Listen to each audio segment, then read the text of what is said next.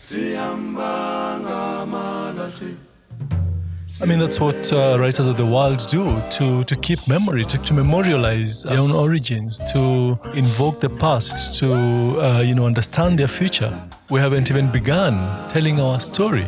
It is our brains that have been colonized, not to be able to understand and to unpack the nuances. We even have to start thinking about this animal we call democracy. We must remember, even the most advanced societies in the world, their only claim to fame is through the stories narrated by the writers. If you've got this burning desire to do something, but this desire has been nurturing for years, the only way you can make a difference between those who have these desires and making it happen is actually by starting today.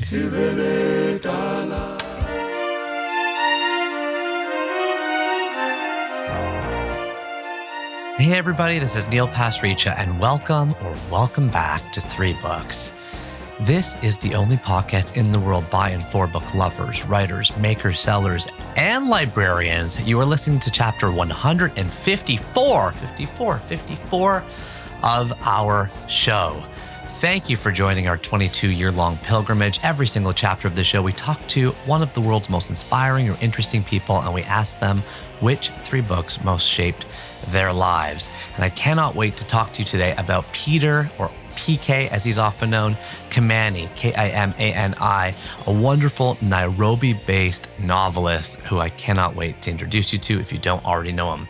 But before we do, I am vibing right now. I have just had the most wonderful trip to Africa to sit down and interview Peter and 2 other guests. We're going to do like an African expose introduction. For me, it was my first trip to Africa, and my mom's from there. My mom is from Nairobi, Kenya, and she hadn't been back since she had left when she was 18, and I hadn't been there ever. And so seeing an opportunity to amplify some of the voices and the stories to get from Africa. I mean, Africa's not a country. And that was the first slide on a Walmart presentation I remember from 10 years ago when Walmart bought like a retailer there. Africa's 55 countries, 1.5 billion people. And it has been, the subject of a tremendous amount of colonization, slavery. There's been a depeopling there. There's been a kind of cultures torn apart, ripped apart, as European colonists in the mid-1800s sort of divvied up the land, made a lot of new lines. How do I know this? Not very well, but just through regular ongoing conversations with the people I was meeting, with the people that were driving me somewhere, the people in the hotels. There is a line that Peter says in this interview that we need to begin by decolonizing our minds, which sort of hit home, and it's going to be a bit of a thread line through some of these conversations. And before we jump into Peter, and I can't wait to introduce you to him, I'm going to tell you all about him. I want to start, as I always do, by reading a letter, one of the pieces of feedback from the 3-Booker community. You can always send me your letters at my email, neil@globalhappiness.org, or you can put it as a comment or a review online. Those are always great. They help share the show, but I'm not too fussed about them because I want to be intrinsically motivated. This letter comes from Devin. She writes, in regards to our Jean Chrétien chapter that we dropped 3 months ago, she says, wow, it is incredible how sharp Mr. Chrétien still is. It's maybe not a surprise that the books he chose are about simplicity and perseverance. Man, I miss politicians like him. He pissed people off, but he managed to do it in a good way. I suppose that explains his approval numbers. He hit the nail on the head about lying. You've probably seen clips of Kamala Harris talking to Stephen Colbert, who he was essentially congratulating her for predicting so many of Trump's moves during the campaign. She dejectedly admitted she didn't foresee the capitulation of so many strong groups and voices. That was definitely my favorite chapter so far, but it wasn't because of the books. And then she adds a PS, which is really interesting, saying, by the way, I'm about to board a flight here in the Halifax, Nova Scotia, Canada airport, and they have these vending machines there. I'll hold up a picture if you're watching on YouTube. Vending machines that are run by the Halifax Library, where you slide in your library card and you can take out a library book from a vending machine in the airport. Imagine that. You're at the airport in Halifax. You're about to go on a flight. Say you're going to Africa. And by the way, I met people in Africa from Halifax who had flown to Toronto and then I think to Amsterdam and then to Africa.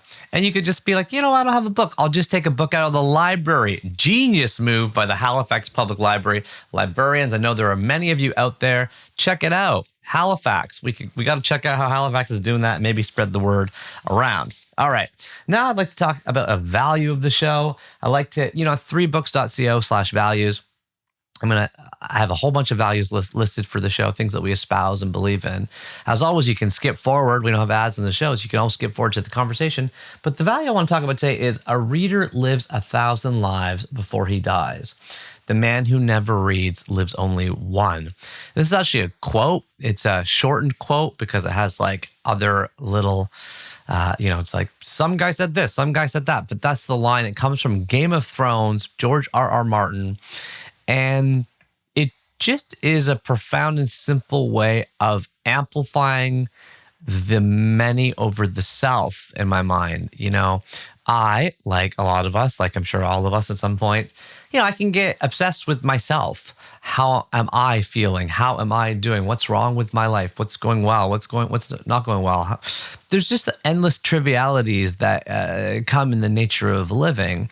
And I find that this quote helps minimize my own self-worth in a healthy way. It reduces and diminishes my ego in a healthy way. It makes me think about the lives of others, not just other people. You can read a book like Black Beauty and you're a horse. It's just other situations, other places, other times in the world, other places in the world. A reader lives 1,000 lives before he dies. The man who never reads lives only one. And, there's the gender bias there built in there, but the idea is strong. And it's part of what gives rise to me feeling passionate and excited about bringing forth some of these voices that I heard in Africa from this trip and sharing them with you. And I'm one person. I don't know most things, right? Like I'm a tiny little person. And to be able to speak confidently about what's happened in different African countries and different African people is not going to be something I'm ever going to be able to confidently do. So that's why I'm trying to think of this this mantle, this stage of 3 books as a way to expose and learn and share my curiosity with all of you so we can all learn together. So I was there a few days, right? I was just in Africa a few days, and I've done 3 deep dive interviews there with both a novelist at his home, that's this one, a bookseller in his bookstore, which is really a fun one as well, and a photojournalist, son of maybe the most famous photojournalist ever in the world. He's the son of him who's passed away, in his studio, which is really cool. And we talk openly. The thread line definitely is about, East Africa and Africa rising and just hearing some of these stories that we don't get to hear. So we are going to talk about normalizing abnormalities. We're going to talk about Out of Africa, famous book you might have heard of. We're going to talk about Plato, writing as an extension of living. We're going to talk about the Hardy Boys, about whitewashing conservation, the tale of Abonwas, and so many of the stories that came about along the way. Join me in this sort of garden setting. We're going to be outside. You might hear pied crows, Pied, kind of honking and screeching in the background. You might hear the wind go through.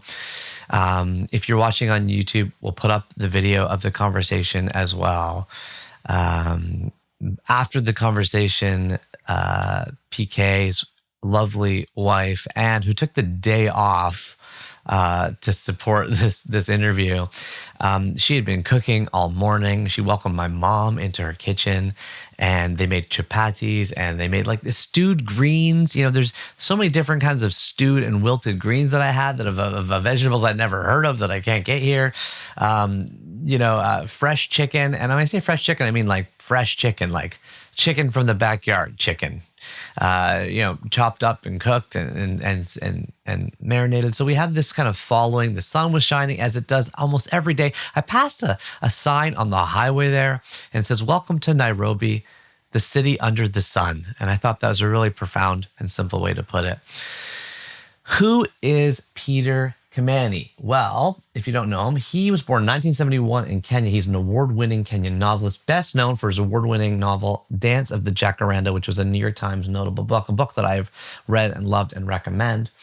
His work has also appeared in The Guardian, New African, and Sky News. So he's also a journalist on the side. He's also a professor. He got his he did school at University of Iowa and got his doctorate at the University of Houston, and now is a professor at the Aga Khan University in Nairobi. And he was awarded the Jomo Kenyatta Prize for Literature, which is Kenya's highest literary honor. A former International Writing Fellow, and he was also selected by NPR to compose a poem for Barack Obama's inauguration, which we're going to talk about that as well. Peter is a kind and sagacious soul. There's a lot to learn from him, as you will very soon hear as we flip the page together into the next chapter of 3 books. Thank you all for being here. Thanks so much for listening. If you are here, stick around to the end when I play your voicemails from 1833 Read a Lot. We share a little bit of a word cloud, sound cloud, geek out a little bit about the show. Stick around to the end. It's always a fun hangout here. Thank you so much for being here, and let's dive in now.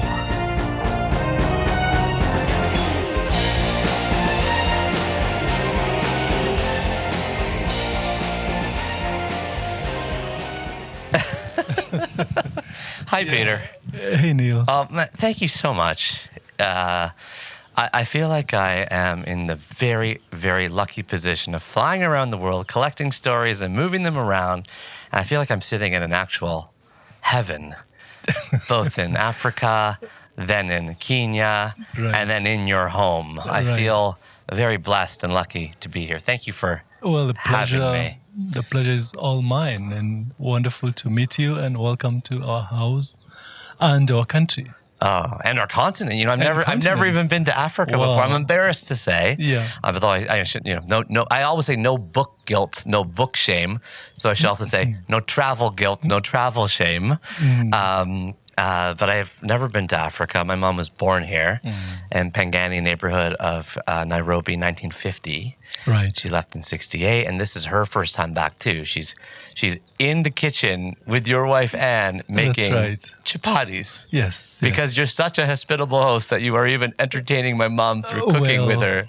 Well, thank you. Well, writing is just an extension of living. So we intersect those two. So hosting people, welcoming you, and your mom is a really delightful pleasure.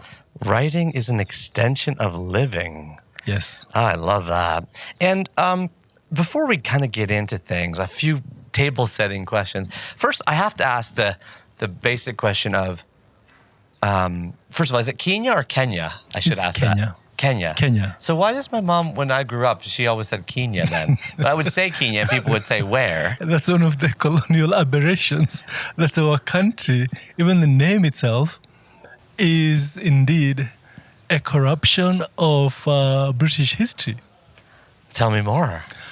Well, I did not know this. yeah. So there are two or three elements to our name. The mountain that the country derived its name from is called Kirinyaga. Kirinyaga. Kirinyaga? Yeah. I'm not saying it right. Yes. Is that in Swahili? You're trying. This is in Gikuyu. Gikuyu, okay. And that's a language spoken by a majority of people in central Kenya, where this mountain is located. So when the Brits came, it was the hallowed ground of the Agikuyu. They used to pray facing Mount Kenya. So this mountain also had ostriches. So ostriches are called Nyaga.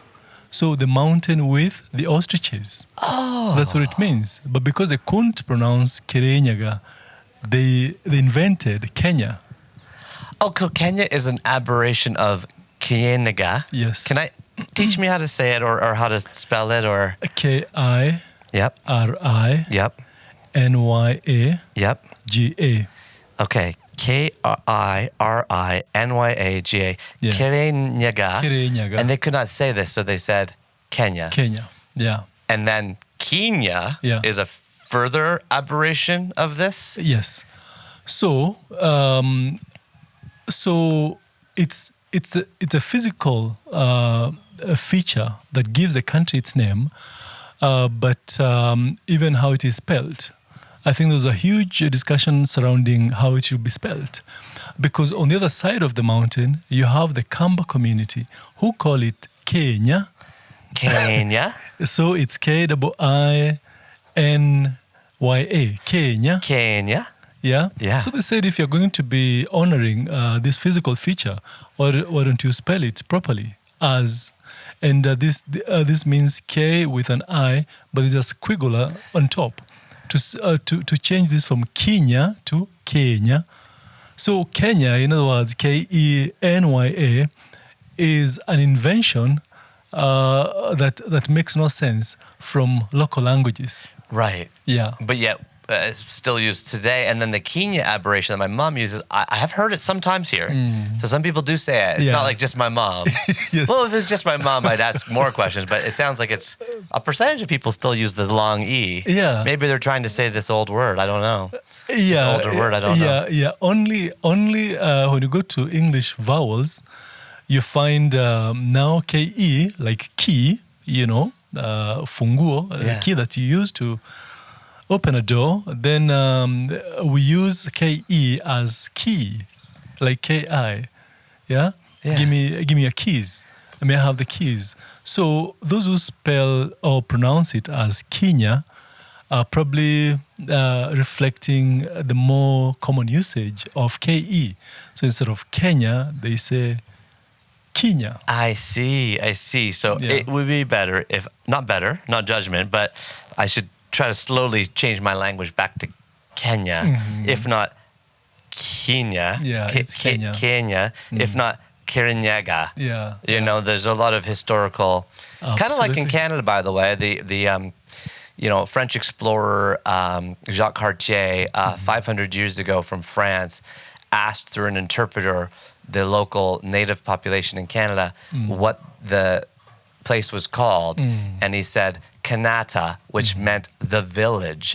And in Cartier's notebooks, which is called Bref Receipt, he wrote, they call this place the village. The village is Canada. So he took the word for village and labeled it the whole place, and it's broad in that. But you see, once again, it's a indigenous or First Nations word brought about by a colonialist explorer and conqueror and taking over-ish type of vibe. Right. Yeah, and I think that's a good point. It's hard to evaluate, but I'm just sharing the Canada version of this. Yes. And I think that's a good point you make, that these are not just accidental or innocent linguistic experiments. They were, in other words, as my friend Ngugi Thiong'o taught us for 60 years, the burial of indigenous cultures were part of the conquest. So you've got countries and physical features like the largest freshwater lake, Lake Victoria, honoring the Queen of England. Exactly. So what happens to Namlolwe, which is what the Luo people who inhabit that side of the world. And Lake Victoria is touching which countries? Kenya, Uganda, and Tanzania. It touches 3 countries. It is the 3 East African countries. 3 newly lined countries for the last 100 plus years, but obviously thousands of years. This lake touched many peoples. Yes. And it was called, you gave me the name of the lake. Namlolwe. So is there indeed a movement to rename it or to try to change this name back? Yeah, there is, we can say, heightened awareness. People are more attuned to that past and the desire to resurrect, buried African memory, supplanted with European inventions. So Namlolwe should have been the proper name for Lake Victoria, the source of River Nile. The source of River Nile. Yes, it is. That's what it's called. Yes. That's the translation. Well, Lake Victoria, the lake itself, is the one that gives birth to the River Nile. Really? So that's the riverhead. Yes, it's a riverhead. It's the riverhead. So Lake Victoria, which I'm sorry, I just can't get. Namlolwe. Namlolwe. Lolwe. Nam Lol Lue. Yeah. Okay, is the source Nam. and the desire to resurrect buried African Memory. is growing and strong.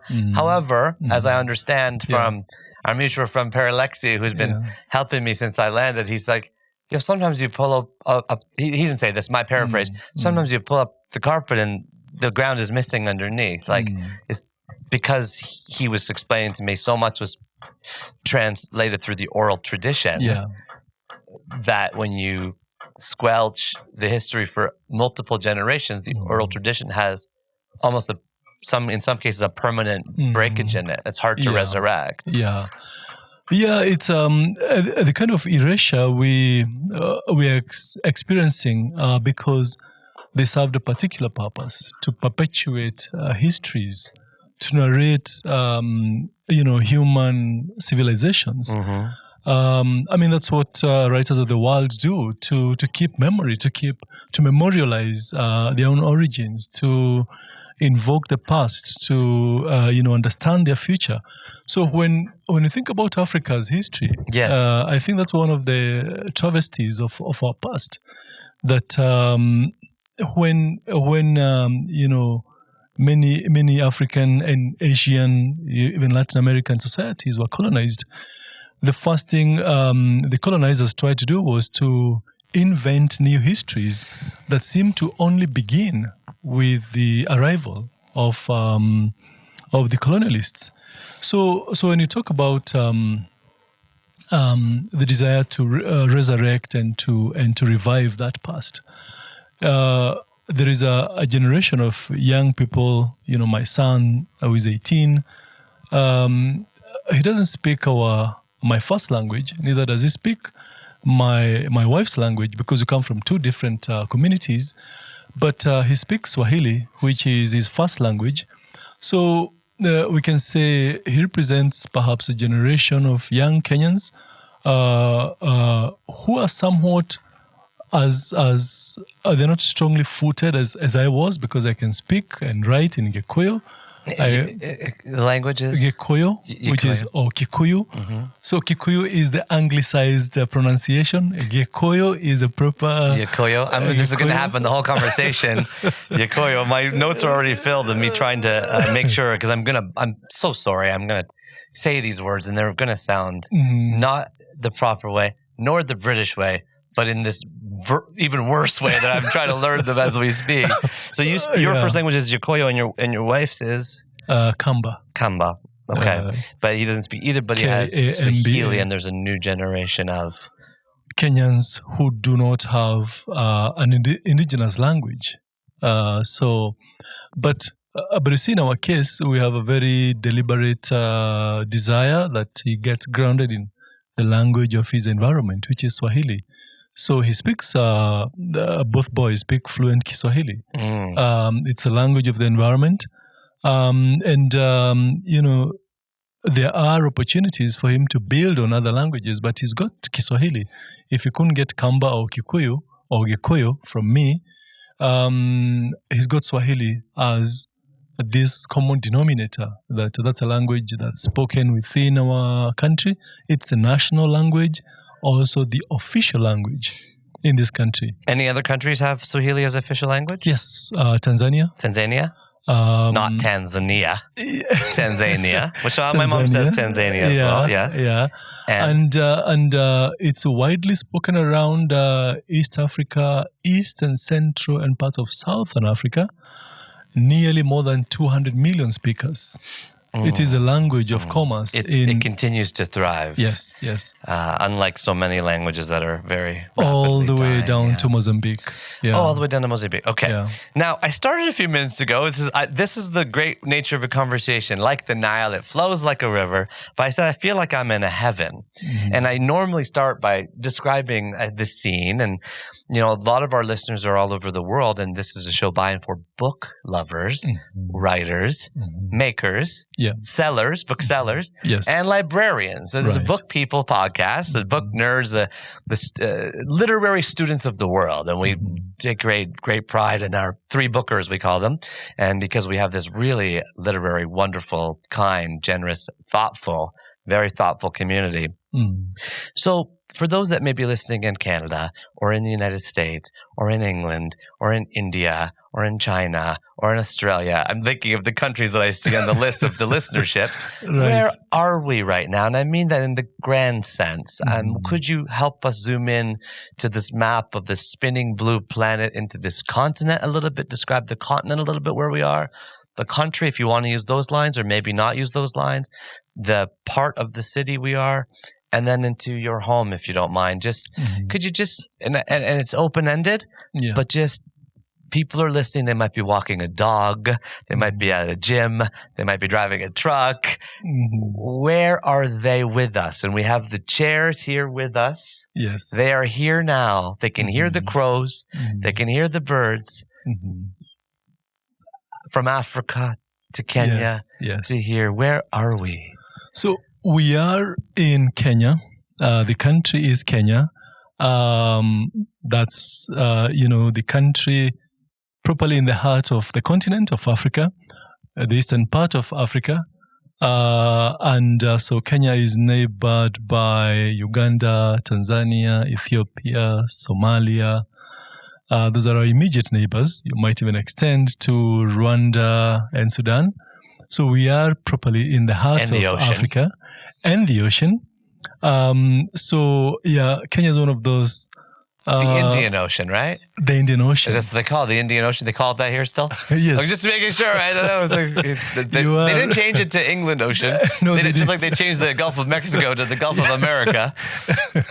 To your point about rewriting histories immediately. Yes. First thing he did, change the name of the Gulf. Exactly. To America, right? Yeah. And Kenya, we can say, is a country with... Before Kenya, though, may I ask... Africa. Yeah. To those who have never been, we know that our 3 million year Homo erectus history originates here. Yes. We are aware that our 300,000-year-old Homo sapien history originates here. We have proof, we have bones, we have carbon dating. We know our people somehow came from around here. Yes. And so where around here, and where did we go, and what is the story here? Indeed. This indeed is a cradle of mankind, because archaeology has proven to us that the earliest man existed around the area called Turkana, which is in Kenya, a place they call Olduvai Gorge. So the earliest, remains of man were traced to East Africa. And, Kenya has such fascinating natural features because you've got a coastal line that, nestles the Indian Ocean. You've got the mountain toward the central part. The second highest peaks in Africa are in Kenya. The second highest peak in Africa is in Kenya? Yes. Which is Mount Kenya. Mount Kenya. And the highest peak is? Kilimanjaro. Which is in Tanzania. Which is in Tanzania. So both the two highest are here. Are in East Africa. East Africa. Yes. You've got a desert. And by the way, sorry to say this, East Africa, when people say East Africa here, they're referring to all the countries you just articulated. Yes. This is the East. No, we didn't miss any. No. So it's Kenya, Tanzania, Uganda, Somalia, Ethiopia. Sudan, and it's a bit of Rwanda and Burundi. Am I guessing 500 million people or something? Yes. Is that about it? Yes. About 500 million people in the world live in this cradle of civilization. Right. Okay. Yes. And second highest peak. Yes. And so you've got the coast. Yeah. You've got the coastal line. You've got the mountain. Coastal line. I'm sorry. I thought you said coastal line. Coastal line. Yep. So you've got the Indian Ocean with all the breeze, the warm breeze on that side. You've got the cold part, Mount Kenya, can be freezing at some point. It's got snow peaks, so very extreme cold on that side of the world. So you can say it's a land of contrasts. You've got the plains, the savanna, dry savanna land. That's what people say when they refer to like Masai Mara. They're referring to the plains. Yes. Mm-hmm.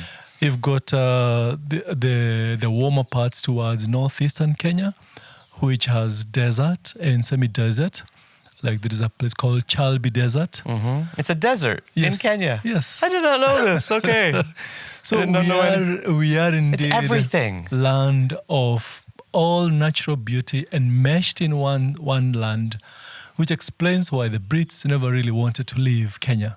They wanted to stay here. And it's still here. In perpetuity. Yeah. And they never left.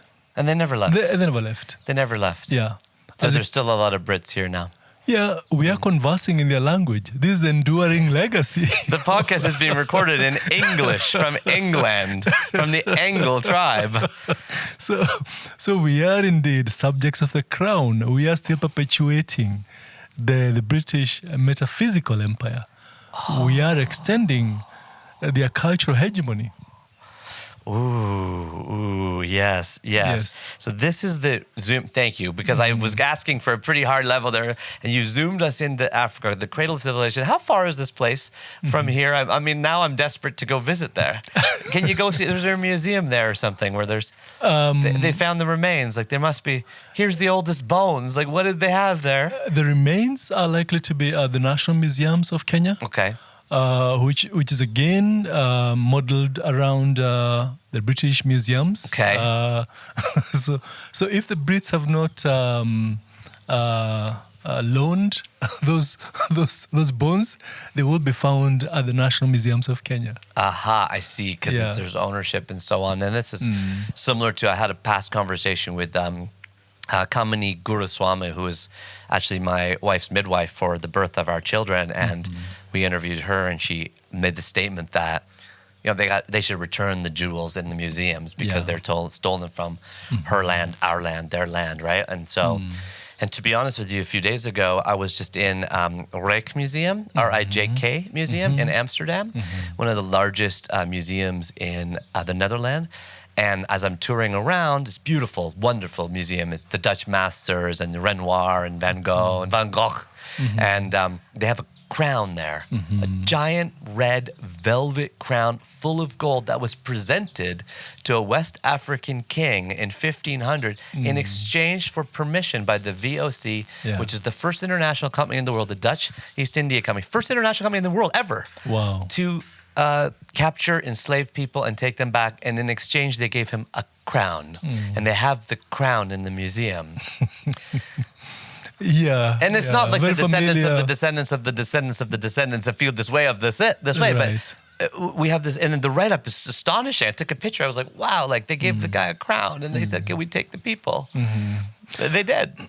Those are some of the absurdities of our past. I mean, a very familiar story. One of the guys who resisted, I know we shall get into the story of Dance of the Jacaranda, but the railway line, its construction was resisted by a community in the Rift Valley for nearly 10 years. And the guy who was leading the young fighters, like the seer, they called him the Orkoyot, the spiritual leader of the community. When the Brits finally, a military commander tricked him into a peace meeting, only for this guy to show up and his gun down, his head was chopped off and sent to the Queen of England. So the example that you're narrating, severing, torsos, some of those gestures, the colonial gestures of mutilating or dismembering, physical bodies, was also an attempt to just disconnect, the body from the soul, disconnecting the mind from the body. Also, disconnecting the cultures that hold people together. Yeah. Wow. Yeah. So this is partly a story of Africa. Most countries here have had a colonial heritage, though not all. I hear Ethiopia, maybe less so, maybe some countries less so. And then we zoom into Kenya. Yeah. You've described the natural beauty. I was in the Kenya National Park yesterday, and I got to see right in front of my eyes a 2,000-pound rhino with its baby looking at us. And I've read the book Sapiens by Yuval Noah Harari, and he makes the argument in the book that the only reason the large game remains here with the people which we killed all the large game in Australia and North America and every other. We killed because we co-evolved with them here, but everywhere else we landed, and then we saw something big and we killed it. You know, we killed the giant 500-pound moa birds in New Zealand. We killed the giant buffalo in North America. We killed everything everywhere except here because we coexisted with it. So there is some heaven feeling here. You feel the sun, you feel the light, you feel the energy, you feel the people. I've been here just 40 hours and I feel almost like my soul is sparked and is rejuvenated. And when I came here, I was in Amsterdam and Simon Sinek spoke after me. And I said, I'm going to Africa. And he said, you're about to fall in love. Oh, wow. He said, you're about to fall in love. That's what he said. That sounds very appropriate. I can tell you, Neil, one of the things we are experiencing in this country, conservation has been whitewashed because our ancestors, not just in Kenya, but in large parts of the continent, took care of the wildlife for centuries. For millennium, yes, because when you think about it, we never took elephant tusks or the lion's skins or the teeth of or horns of this and that big animal. It is actually only the royals, the chiefs, the leaders within the community who wore maybe hats that had certain features from animals, and those, or it's a colobus monkey whose skin was used to make a garment for a royal. The rest of the community took care of the animals. So now the commercial hunting of this wildlife has come with the colonial expeditions. You might remember that even hunting was legalized for those who could afford to pay for the permits. So, the former American President Roosevelt came to Kenya in 1920s. Theodore Roosevelt. Yes.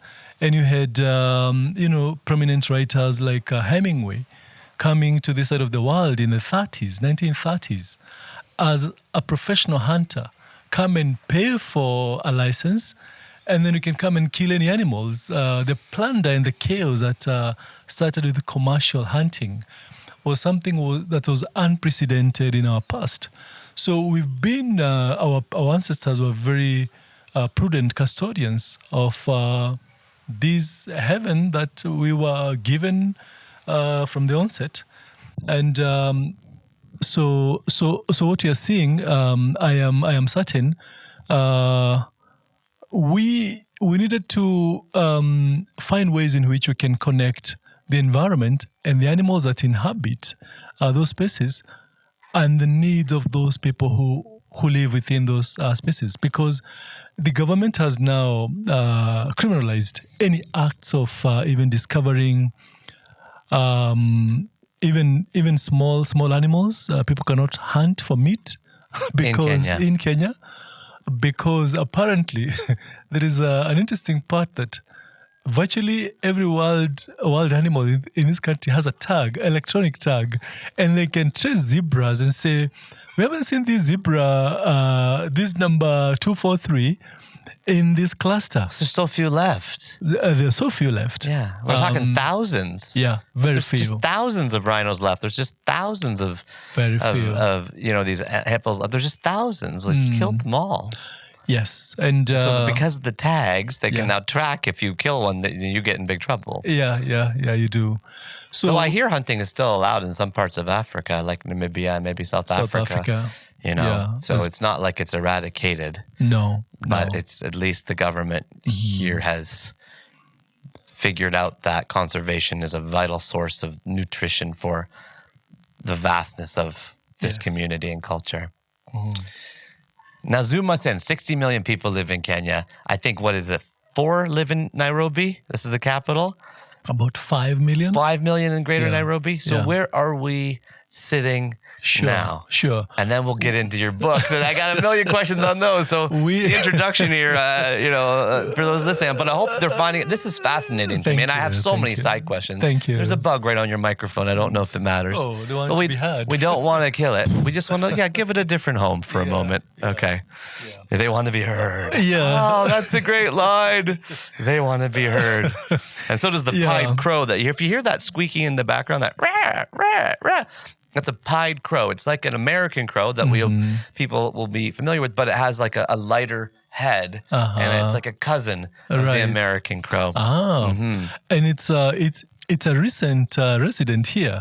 Oh, I never used to hear that sound until like a year or two ago. Wow. Yeah, and we're not in Nairobi proper, right? We're in a surrounding. We are on the outskirts of Nairobi, about an hour from the city center. Depending how fast you drive. Because I got here in like 30 minutes. He was bolting and it was fast. Because we have the expressway that allows us a very quick dash. So you are fortunate because at times Nairobians complain of the strangulating traffic that tends to be in rush hour. And I think our people have this hard mentality. So they go to work at a certain time, they return home at a certain time. So we are on the fringe of the city, in a part that's you can say is an extension of the larger Rift Valley. Okay. Oh, okay. The larger Rift Valley. And the Rift Valley you define as? You've got these very interesting natural features, like the plunge, hundreds of meters down towards the escarpment. On the other side, going to Naivasha. So we are in Kajiado County, but I can say it's an extension of the larger Nairobi metropolitan area because most people who live here actually work in Nairobi. Yeah. Yeah. And as I was coming here, I was taking a video at my phone at the window, and I don't know if it was exaggerating, but the driver said, "Pull your phone in quick. There's a motorbike behind us with 2 people on it, and if it's 2 people, then the guy in the back will grab your phone." That may or may not be true. We've got some. I don't call it paranoia. But we can say you're likely to have your phone grabbed anywhere in the world, anyway, whether in the streets, in the streets of London. It's an expensive small thing. How many AirPods have people lost? Yeah, and so when we came here some 10 years ago, when we moved here, we've been here for 10 years. From Nairobi. Just from the inner to the outer of the city? Yeah. Yes, and I was in the, I grew up in Nairobi. And I was looking for some room to think, some room to write, and I was looking for a place that I can actually get to breathe because Nairobi felt like it was suffocating. One of the concerns I had was that everybody was living behind a wall, a stone wall, gated communities, and then beyond the gated community, which has its own perimeter wall around us, people are all behind stone walls. So there's a gated community, and then inside the gated community, there's a stone wall around every individual house. Yes, yes. With wires on top. Yes, and I told my wife, I'm not going to live in a prison in my own house. Oh, so we're not going to have a stone wall. So we had a natural hedge around our property. Until maybe some 3-4 years ago, she kept complaining she needed to have a stone wall for her own. We've created walls in our minds that people feel exposed and vulnerable. I do not. So the only trade-off we had, I said we're going to have a stone wall, but we're going to have grills. So I can see outside and my trees can thrive. So that was a trade-off. So what do you mean she had walls in her mind? What do you mean by that? She grew up in Nairobi, so she's very comfortable here. She's part of the community here. Where'd the walls come from to her mind? Well, people have, we can say security is psychological. You might feel most insecure when you are in the most unsafe spot in the world, depending on how you visualize and understand your own safety. So this is what I think, Neil. If anybody really wanted to take my car or some music stereo, they don't need to, hurt me to get those items. They have ways in which they access those things. Yes. So, and my biggest risk as a writer will actually be what I write other than what I possess. So I have never thought of my safety in the sense of material things. I think of my safety in what am I saying to whom and how. Wow. Yeah. Wow. Yeah. Wow. Yeah. And we got to get into the books because there's so many of the things you've set up here in this really helpful kind of opening, 20, 30-minute contextual overstory is so great. We have a geographical view now of where we are. We have a cultural and colonial view, and we'll touch on cultural and colonial instances many times. Yeah. It's very present, this in the air here. I asked my driver when I got here, should I go to the Karen Blixen Museum? She wrote the most famous book everyone's heard of, Out of Africa. And you know what he said? No, do not go. And so I said, okay. So I typed into ChatGPT, what are the reasons to go or not go? And it said 3 reasons to go: cultural history. Yeah. She was a friend of the land. She talks about the stories of the people. And he said, that is a lie. How can you be a friend of the land when you steal their land? And I wrote that back to ChatGPT, and it apologized to him. The AI said, we're really sorry. It's true. Land was taken. It's through the colonial gaze. So it just is, you can feel it in the air here. This is not a story that's finished. Absolutely. It's a story that's in the middle of the book here. I agree. It's an unfinished story. I would even argue we haven't even begun telling our story. It's our turn to tell our story. And I think what, when you read Out of Africa, what Karen Blixen British colonialist who wrote a story that was a memoir of her time growing up here, which is quite a famous book. Actually Danish. She's a Dane. Apologize. Yeah. She was a Dane who made a home in Kenya in 1930s. Bought a farm in a locality that's now memorialized in her name. It's called Karen Estate, the poshest side of town. They even named the whole part of town after this. An acre of land, an acre empty piece of land, going for maybe $500,000. Wow, dollars. Am I talking the right figures? No, nearly $1 million. $1 million. Yes, $1 million. Not Kenyan shillings. An empty piece of land. Yeah, it's actually which would be like 130 million Kenyan shillings. Yes. Completely unaffordable. And just for reference, we're leaving a 100 shilling note on our pillow in the hotel room as a tip. So 130 million Kenyan shillings for 1 acre of empty land is not just unaffordable, almost unimaginable. Unimaginable anywhere in the world, anyway, even in Canada. So my response to this guy who said, don't go to this, is because Karen Blixen represents one of the abnormalities of this continent.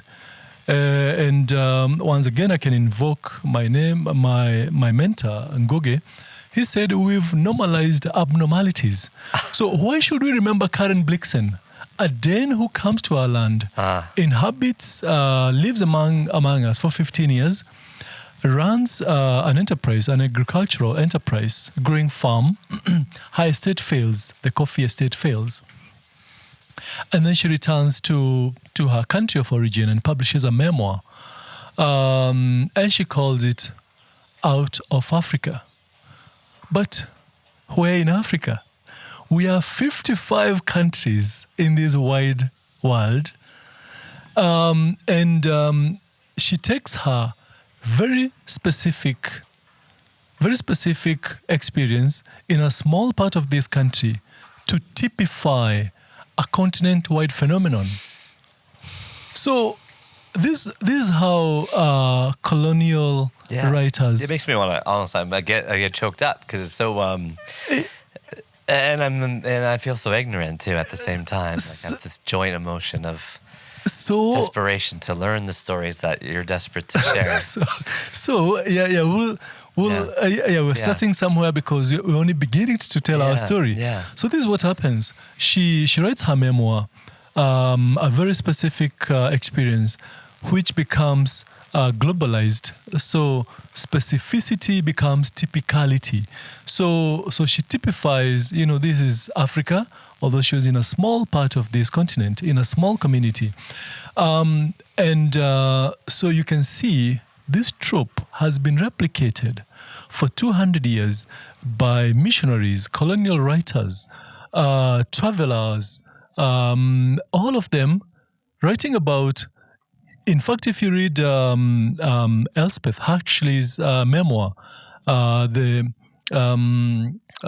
Flame Trees of Thika, another colonial writer. The Flame Trees? Of Thika. Of Thika. How do you spell Thika? Thika. Of Thika. That's another memoir from Kenya or somewhere else? Another colonial writer from Kenya. Yeah. You find, again, her family situated in central Kenya, growing coffee. They become cultural signposts. But these are foreigners who are supplanting the interpretation of the people they find to be the signifiers of this experience. So they become the spokespersons of these communities. So that's not the problem. The problem is when you read out of Africa, there is an interesting trope that you find not just in Elspeth Huxley or Karen Blixen. It's even extended to Ernest Hemingway, in that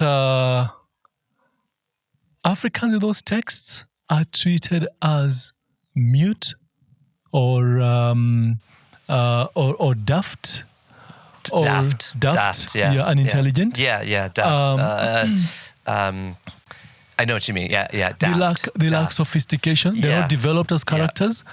In other words, I am gently saying those don't are be racist. gentle. You don't have to be gentle. They're very racist interpretations and depictions of these communities. Yeah. And yet, when you go to a supermarket in Ottawa, you're going to find a coffee brand exported to that side of the world, branded out of Africa, evoking and maintaining this cultural imperialism. It's now been accepted by Kenyans and Africans.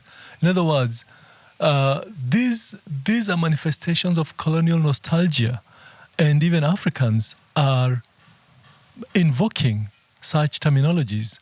So that's why when I talked about the metaphysical empire, it is our brains that have been colonized, not to be able to understand and to unpack the nuances.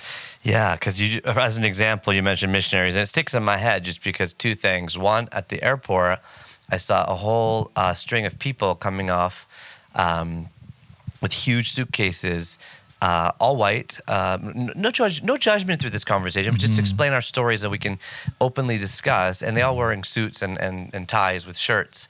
And I said, is this a football team? I thought it was a football team from a school. Yeah. And they said, no, we're missionaries. Yes. And this was recent. This is a day or two ago. Wow. And so it's not like it's... And I asked the first driver I met, I said... what manifestation is colonialism still present? And he said, it's our religions. It's the first thing he said, which was a surprise for me. I thought he was going to say statues. He's right, absolutely. He said the religions are the first form of currently existing colonialism. Yes. I didn't understand that. Yeah. But you said, and again, no judgment, because I've had Elder Cox and Elder Corona on this podcast. I had a wonderful conversation with them. 2 Mormon missionaries far from home, 2 18-year-old boys who I interviewed at the Church of Jesus Christ of Latter-day Saints, and they have a wonderful story to share. However, for the year that they are doing this missionary work, they can be exposed to no other form of news media or visual media other than the one book, the Book of Mormon, and the one TV show, the Mormon TV show. Yeah. They have this for a whole year, and they imparted. And I asked them how many people have converted to the religion. They said 0. So in my head, I was a bit left thinking, I wonder if they, I wonder what manifestations and ramifications are of this type of thing around the world. Yeah. You don't fly to the States and teach them your religion. No. Well, You don't yet. well, Maybe well, the stories coming out of Africa are we're gonna be going around and saying, try to do it this way. Try to do it that way. Well, the thing about religion, and this is that's a fascinating question in a variety of ways. The first is that it is the most harmless way of accessing a mind of another human being. Oh, wow. Yeah. Wow. Religion is the most harmless way Yes. of accessing the mind of another human being. Wow. So, because you pose no threat, you're advocating for things that are unseen. So there's no burden of proof that you need to prove to me God exists. And the moment you initiate this conversation, which is essentially what Chinua Achebe is telling us in Things Fall Apart, the moment you enter a community that way, then you start making inroads. So it's a very gentle space, because you're not arguing about difficult questions. Yes. They're very soft. So the colonialists understood that the ideology when they came to Africa was triple C: Christianity, commerce, and civilization.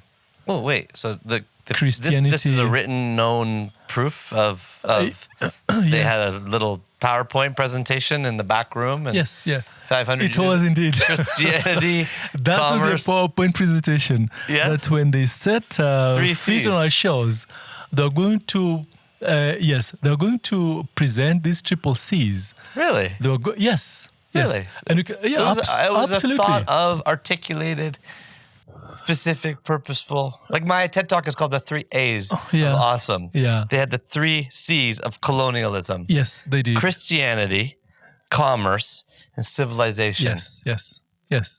I'm And like, this is I'm amazed and this is by how they're connected. Yeah, this is how they're connected. So, Christianity was how the early missionaries, and they were sponsored by church organizations, by the way. The great Dr. David Livingstone, the Scottish explorer, was sponsored by the Church Missionary Society.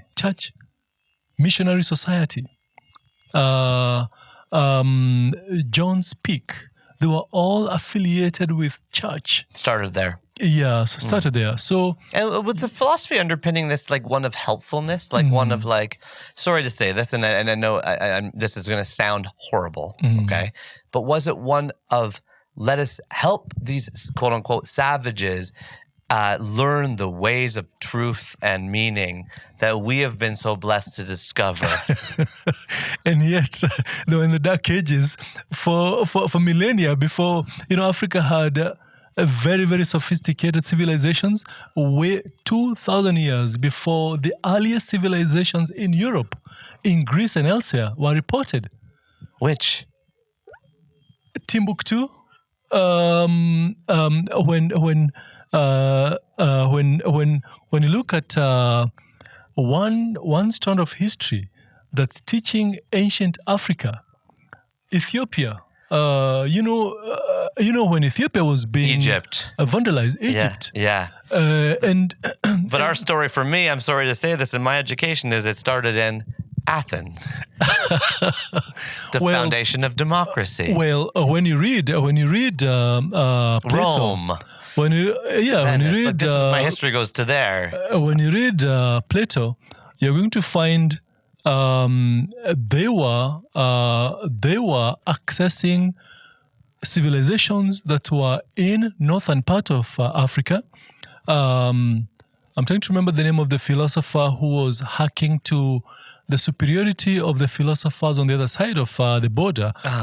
Carthage. If you read Carthage, you will see there were advanced scholars of literature, of religion, of philosophy. Yes. Of course. But I am so ignorant to ask what, because I do not even know. I'm embarrassed, but I thank you for you're letting me have the dumb question. We are starting to tell our story now. Timbuktu in Ethiopia. And Carthage, Ethiopia. Yeah, Addis Ababa, is it? Or am I getting it wrong? Aksum was the earlier civilization. Aksum, A-K-S-U-M. Yep, Aksum, yeah. You go to the ruins in Zimbabwe.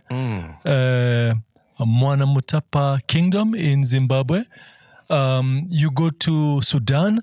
I mean, the ancient civilizations that were thriving way ahead of any European philosophy, even a glimpse of it. Because we were here first. Yes, all of us, the royal we, the human we. We started, and history repeats. We go up, we go down. We have empires, we have failures. It's like woo, woo, woo. Exactly. We just started the same brain still.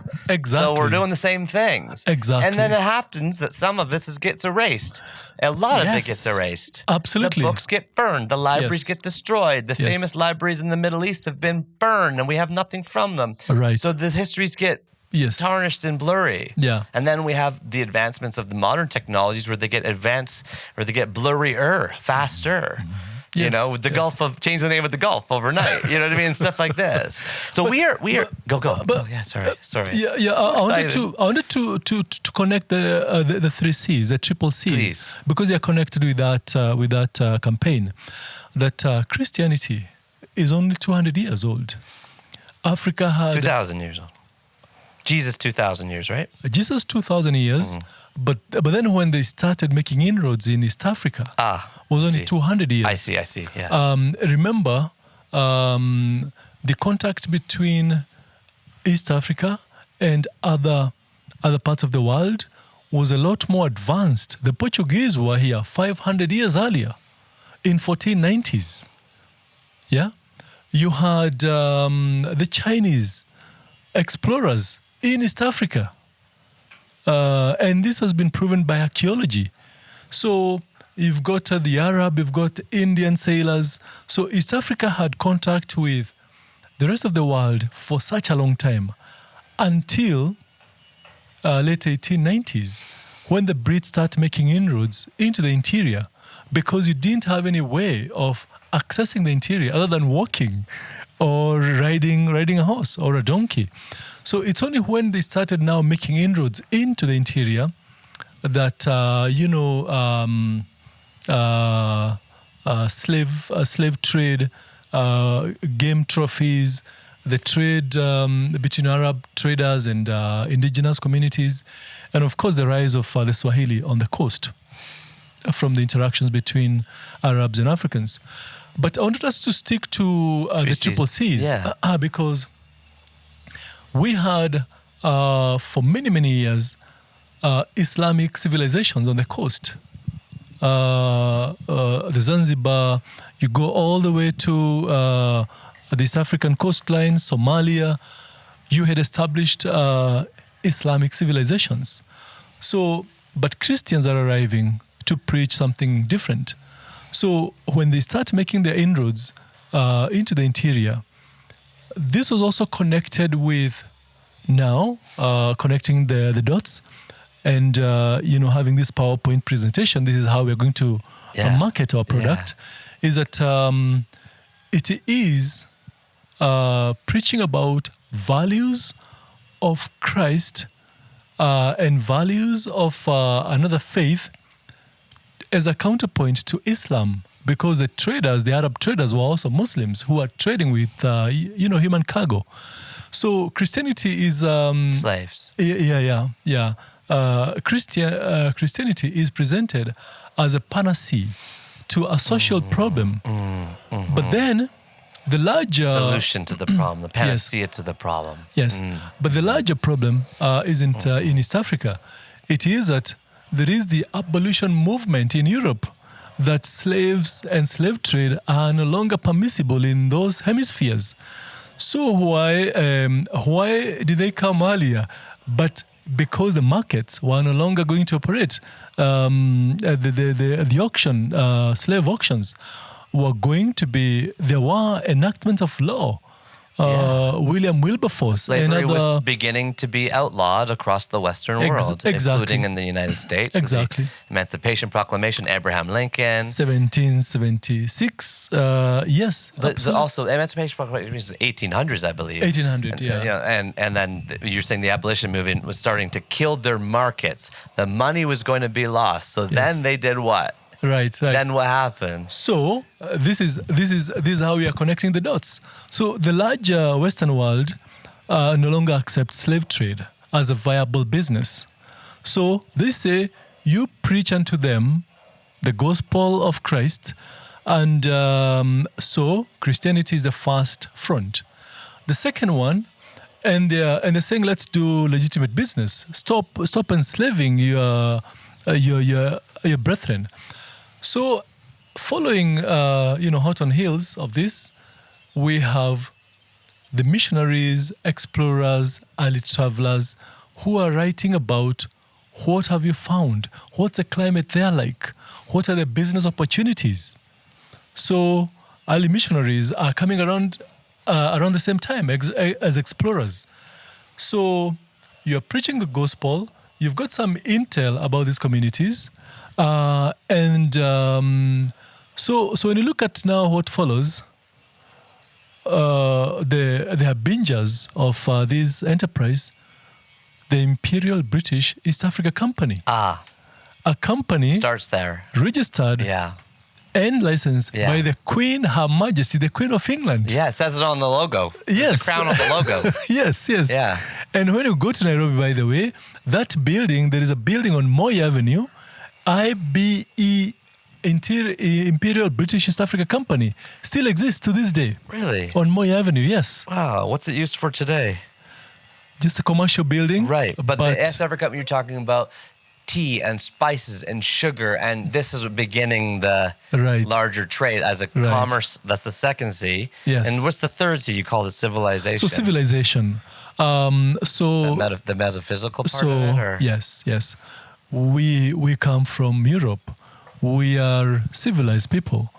Your cultures appear to be perpetuating superstition, although Halloween is practiced in their side of the world. Oh, you could argue a lot of religions. It depends how you. Yeah. It's perspective, but you pray to animals. You may not wear as many clothes. Yeah. You may kill animals and eat them without cooking. Right. My point is the three threads were connected, and they were choreographed.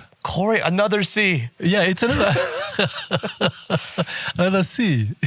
Yeah, they're choreographed to appear to be harmless intervention of these outsiders who wanted to come into our countries.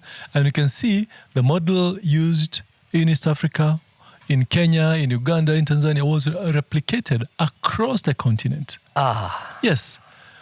So they decided there were different parts of the world, but the model was the same. So in Kenya, in Zimbabwe, in South Africa, those became settler colonies. So the Brits actually made homes in those three countries.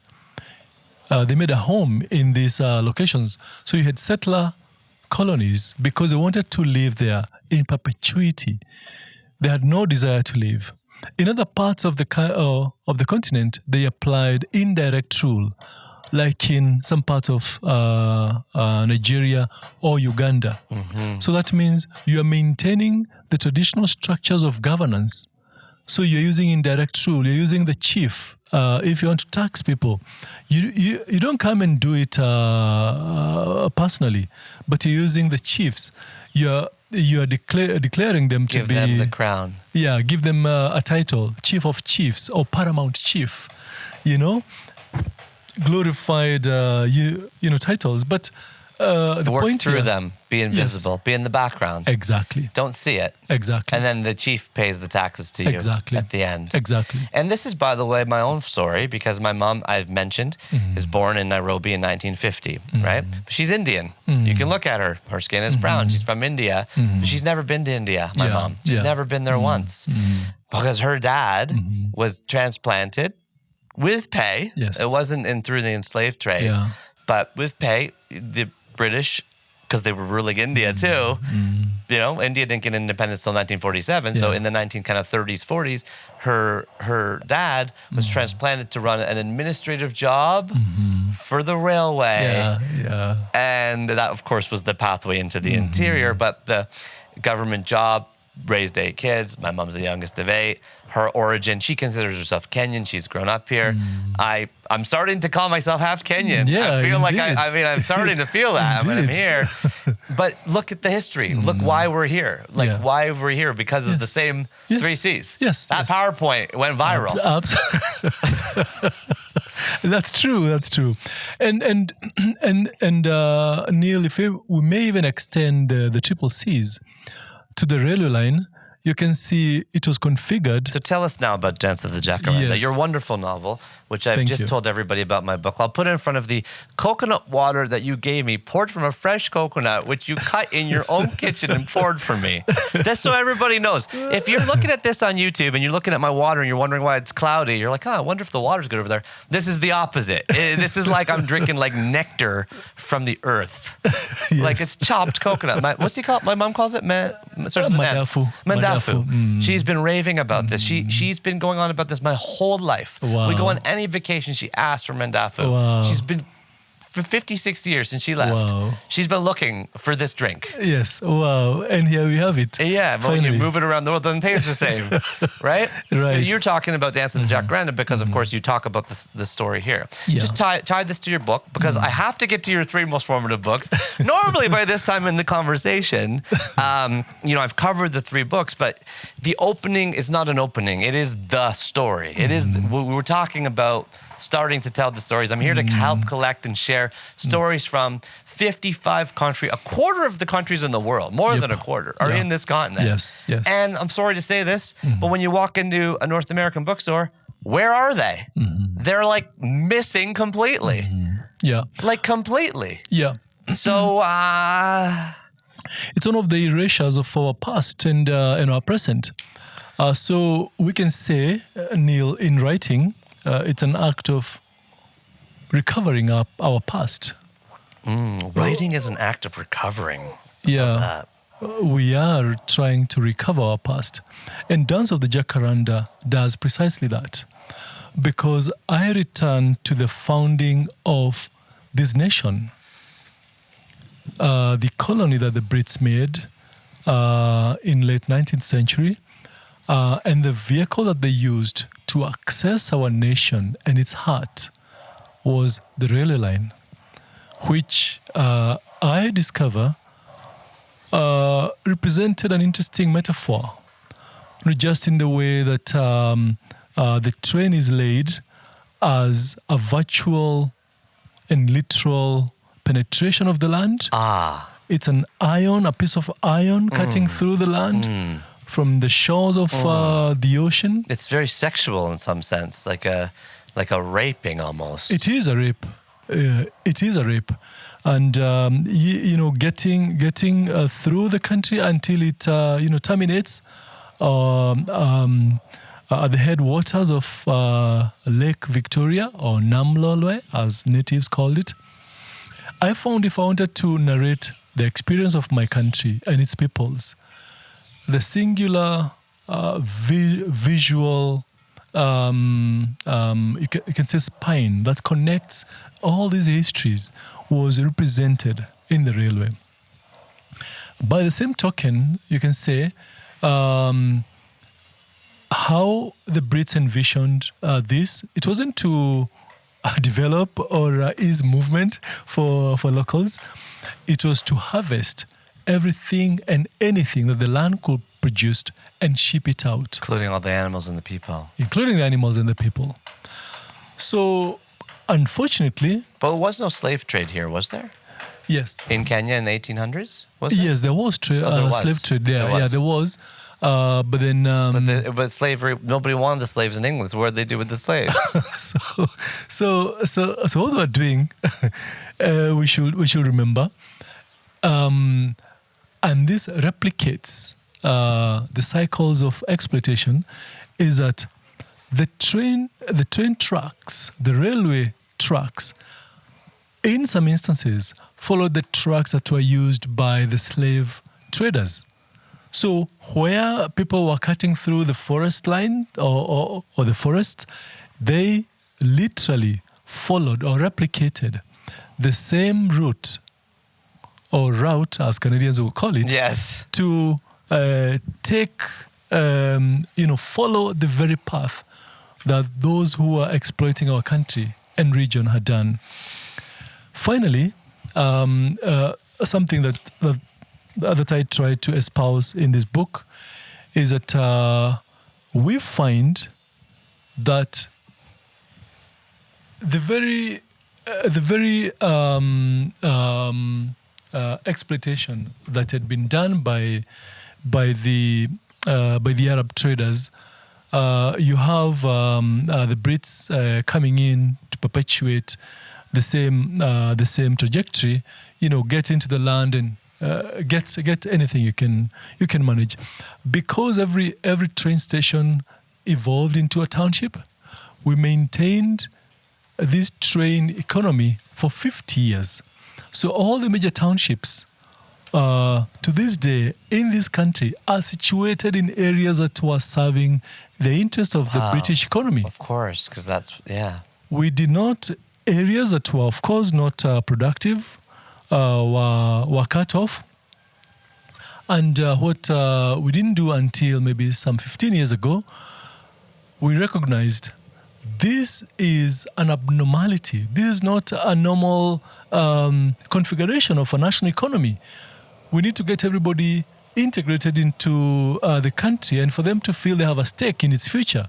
So what we have now evolved as, federal, you can say federal or devolved units of government. We call it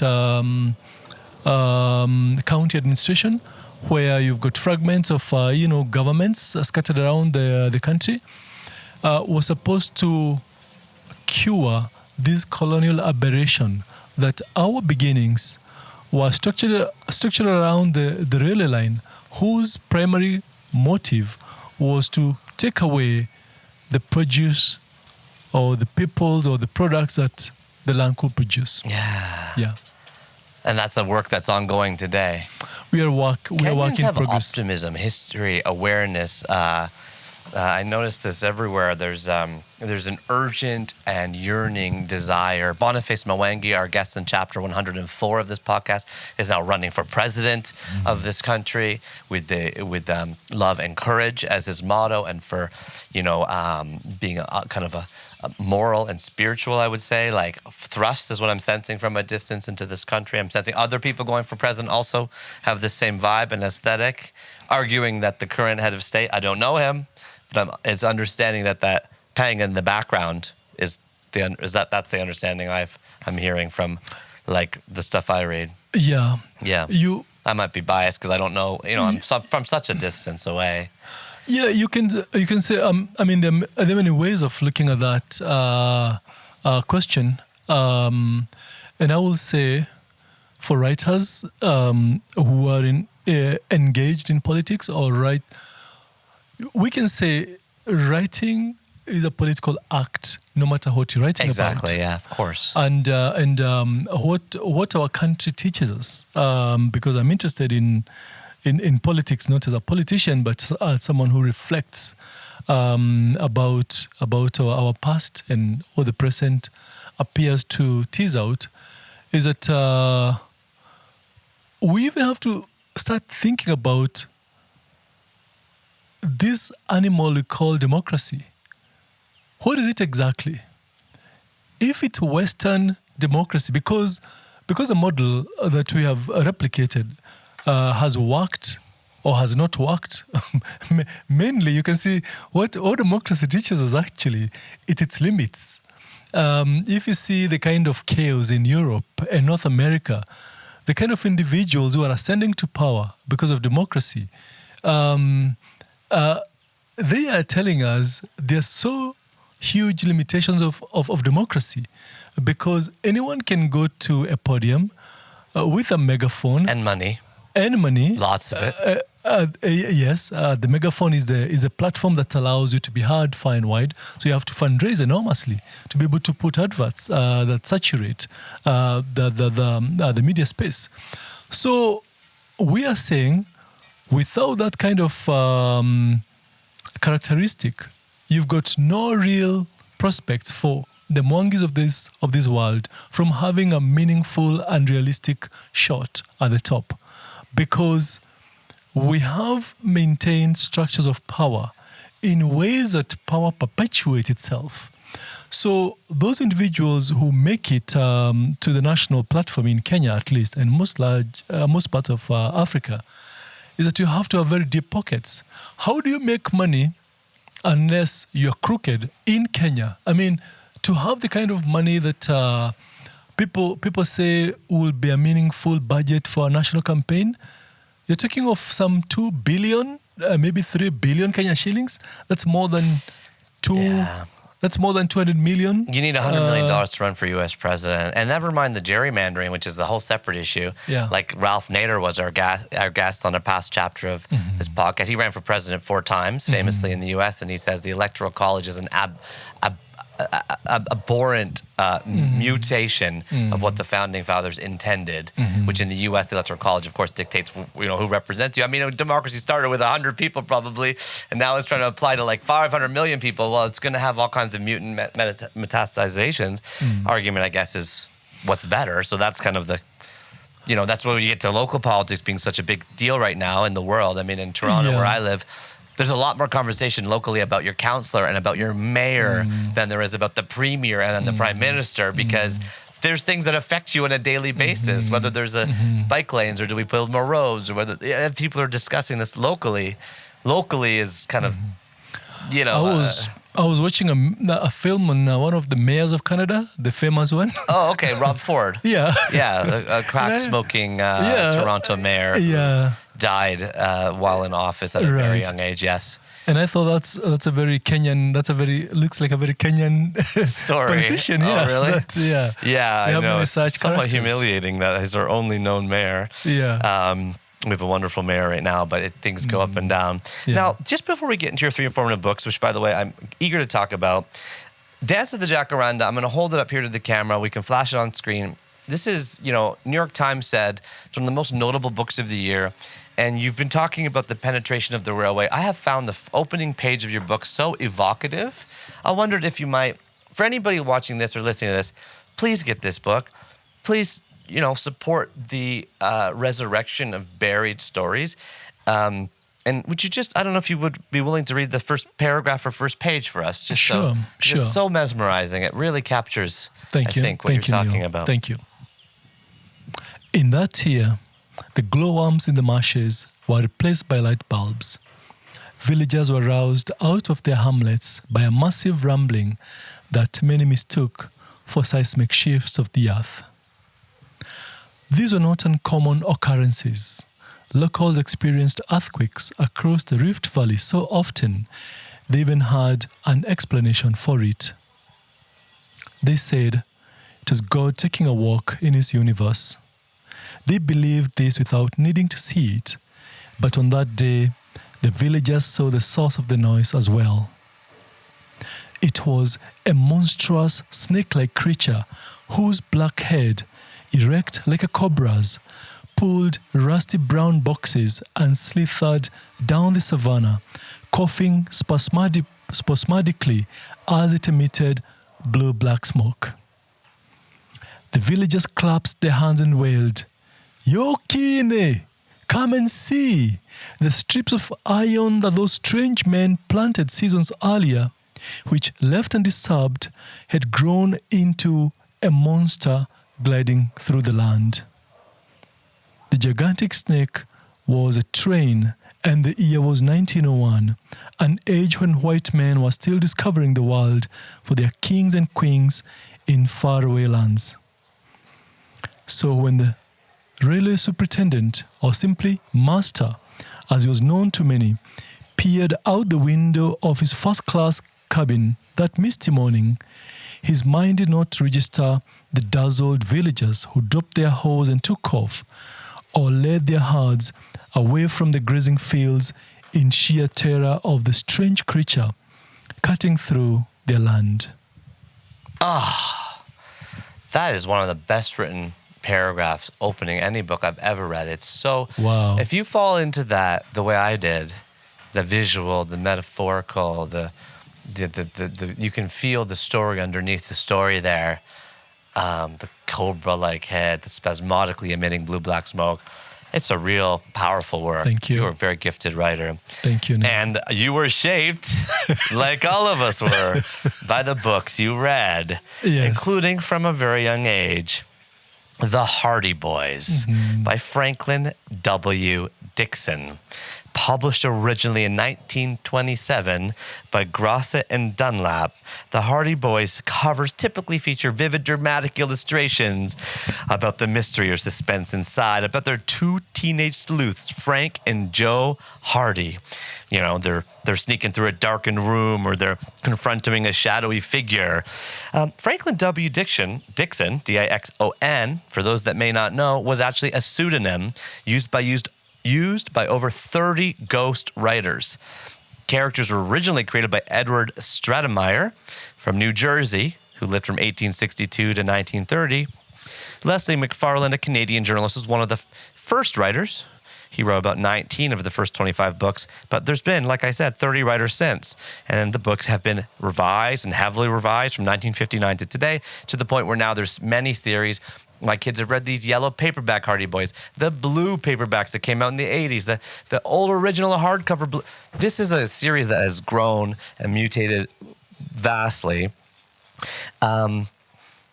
I think we know the story. For those that don't, Frank and Joe Hardy are teenage amateur sleuths. They solve mysteries in their fictional hometown of Bayport, which, by the way, in terms of coloring stories, it was never revealed where Bayport was. There was no state. It wasn't even said, because they wanted the reader to visualize it as if they were their own town. For Dewey Decimal Heads, you can fire this under J-FIC for juvenile fiction, by the way. Peter, tell us about your relationship with The Hardy Boys by Franklin W. Dixon.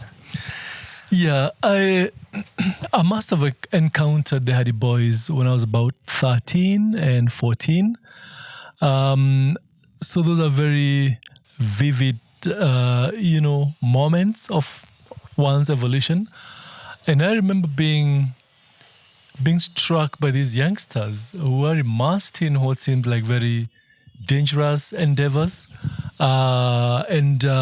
So my first understanding of, empathy for readers is that I was invested in their pursuits. I was worried, sick for their investigations, and hoping that they're going to crack this and come out of it safely. Yeah. Because a child, it's interesting about the universality of the human experience, because I grew up in a small village in central Kenya, and I'm reading stuff about North American townships that I have no idea about. And so it was an extension. Two guys named Frank and Joe, two names you probably never heard of before. Yes, so what I find fascinating about reading and writing, and how the two are connected, is that we grew up on a milieu of British fiction for younger kids. So it was called the Lady Bird series. I know this, yeah. Lady Bird series. Lady Bird series.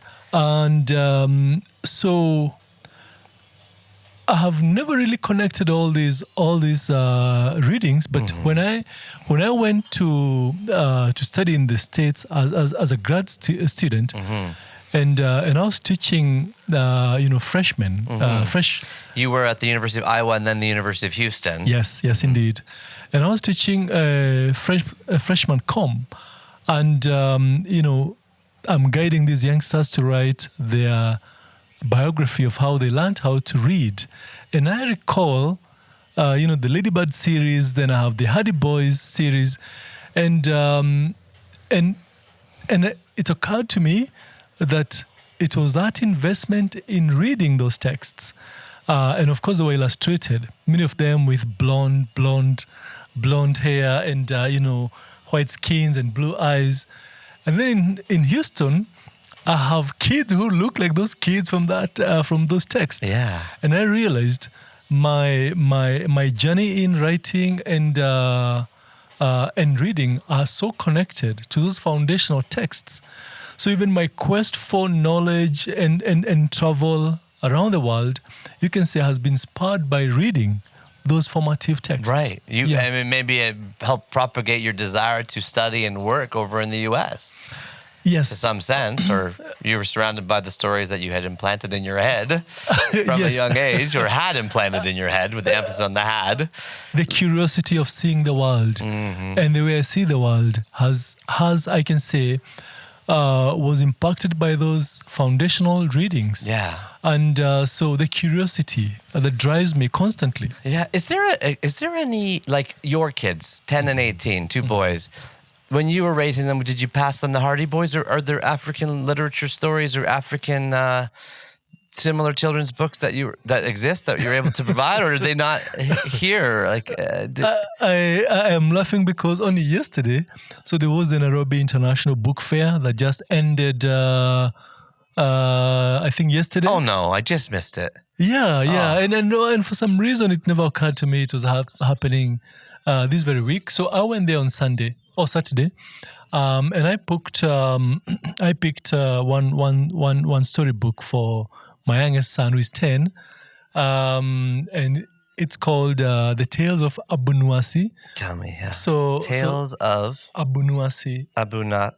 Abunwasi. I'll show you a copy. I have it here. Tales of Abunuasi. Got it. Yeah. It is.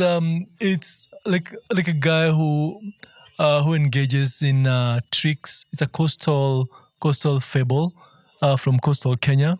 We grew up essentially reading about this guy engaged in all manner of tomfoolery. And I thought my son might enjoy this. So I came home with a copy and I gave it to him yesterday. So I said, you can read this. It's a storybook. And then he frowned and said, well, I'm reading some other books for school. I don't want to be confused by reading too many books. Oh, yeah. And I said, no, it's for you to read when you are on holiday. And he said, well, that would be my time to play. So he doesn't. So that's my long way of saying, they don't read what we read. They are reading other things, mostly online, mostly on phones. Really? So even through the schools? Yes. Well, the school will have their books. Yeah. But then they tend to connect reading with schoolwork. Yeah. Which is a shame. I've heard this also from Boulay, who runs the bookstore, and that reading is a forced upon academic pursuit rather than a pleasure-based, agency-based kind of He's very pursuit. right. He's very Culturally, right. He's very right. Yeah. Hence his 2,000 plus self-published authors as stories. He's amplifying stories much more than I am trying, though I'm trying to amplify his as well. So Tales of Abunuasi you'd give us. You have a relationship with America. You have this American book series. You, of course, have studied in University of Iowa. You, of course, have taught and been a professor. You got your doctorate at the University of Houston. Yeah. You've been a professor at University of Houston. You're now a professor at Aga Khan University here. I wonder if two things, you could tell us about the relationship between, because the United States is 70% of the world's global economy, 70%, like by market capitalization, and it has an outsized weighting on the rest of the world's language, culture, behaviors, and beliefs. And there's a history here between this part of the world and that part of the world. We've talked about British a little bit and Dutch. But I wonder if you could tell us about the relationship between the U.S. and East Africa, both then and now, today. And I wonder if you, as you could tell us the story, could you weave in here how you were asked to write a poem for the inauguration of Barack Obama?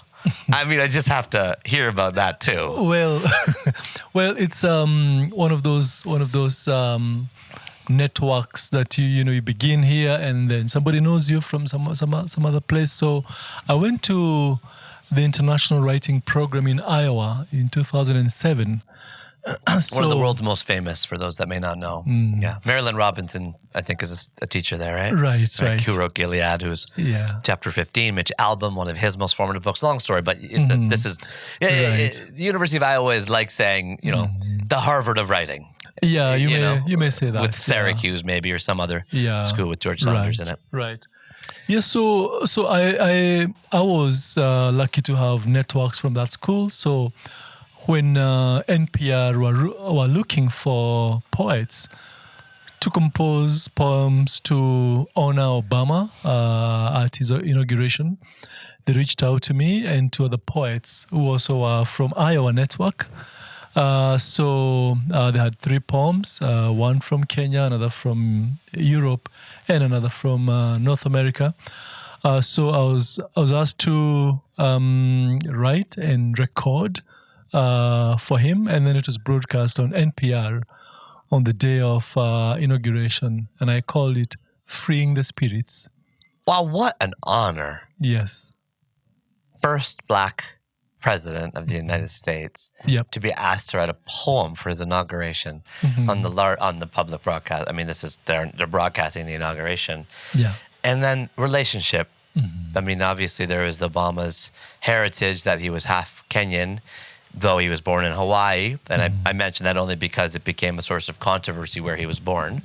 You remember the argument, of course, by future president was that he was born here. That was actually the argument. The argument against his eligibility for president was that he was born in Kenya. That was the argument. Sure. That he was from here. So we're all from here. And you know what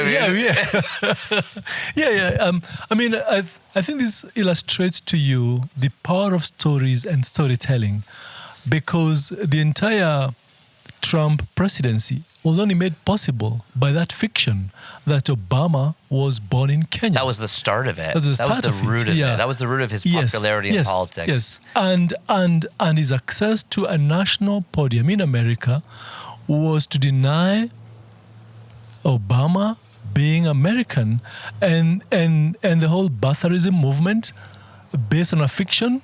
So that's the power of fiction, if you think about it.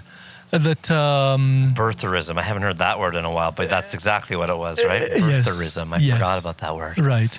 And so when Obama was running for president, and he's honoring his extended family and his connections to Kenya. Of course, Kenya became a point of focus for North America or for the U.S.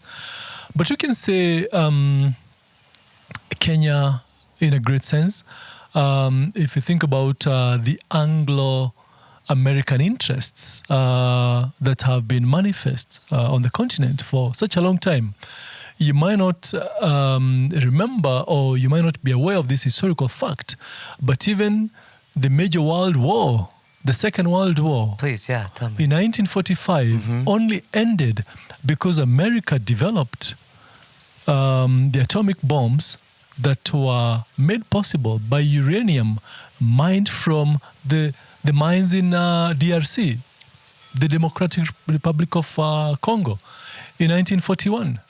So in other words, the resources of Africa is a continent.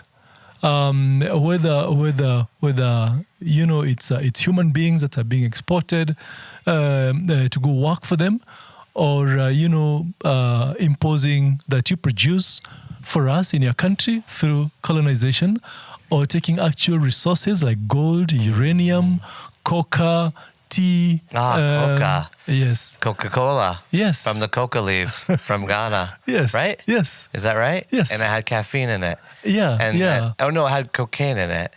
And you might even extend this to Switzerland and this chocolate business that's become a diet of European families. Of course. Those are resources from this continent. Never mind music or art or clothing and stuff. Right. So the Anglo-American interests, so the connection between this continent and America, and perhaps Obama coming in partly to, in a sense, become this symbolic figure that is, Kenyans and Africans are notoriously religious. Seeing this as a reenactment or an evocation of the biblical Joseph, who is enslaved, but then he comes to save his country. So Obama gained these mythical proportions. The people were seeing him to symbolize something larger than the man himself.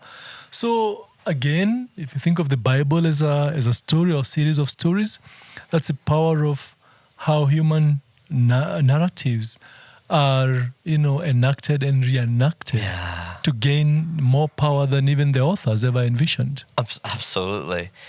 Okay, I have about 5 other questions about the Hardy Boys, but in the interest of time, we're going to move forward because you've been mentioning Ngugi, your mentor, for so long, and we've been hinting at it for so long. Yeah. Your second most formative book is Weep Not Child, which is Weep Not, W-E-E-P, then not, N-O-T, comma, child. Weep Not Child, like do not cry, child. Weep Not Child by Ngugi wa Thiong'o. And I'm going to, it's N-G-U with the curve. Yes. Which is called what? Squiggle. G-I with the squiggle. Yeah. Then lowercase W-A, that's the second word. Yeah. And then Thiong'o, which is T-H-I-O-N-G apostrophe O. Yeah. Who lived, by the way, from 1938, born in Karimitu? Kameredo, sorry, in Kenya. Yeah. And he died a few months ago. In May of this year, I'm sorry. Yeah. You have a deep relationship with them. I just saw your whole Ngugi bookshelf inside. In Georgia, USA. I guess he was living there at the time. Often considered East Africa's leading novelist. This book, by the way, was the very first book ever translated out of Africa to the wider world. Yes. That's what I know about it.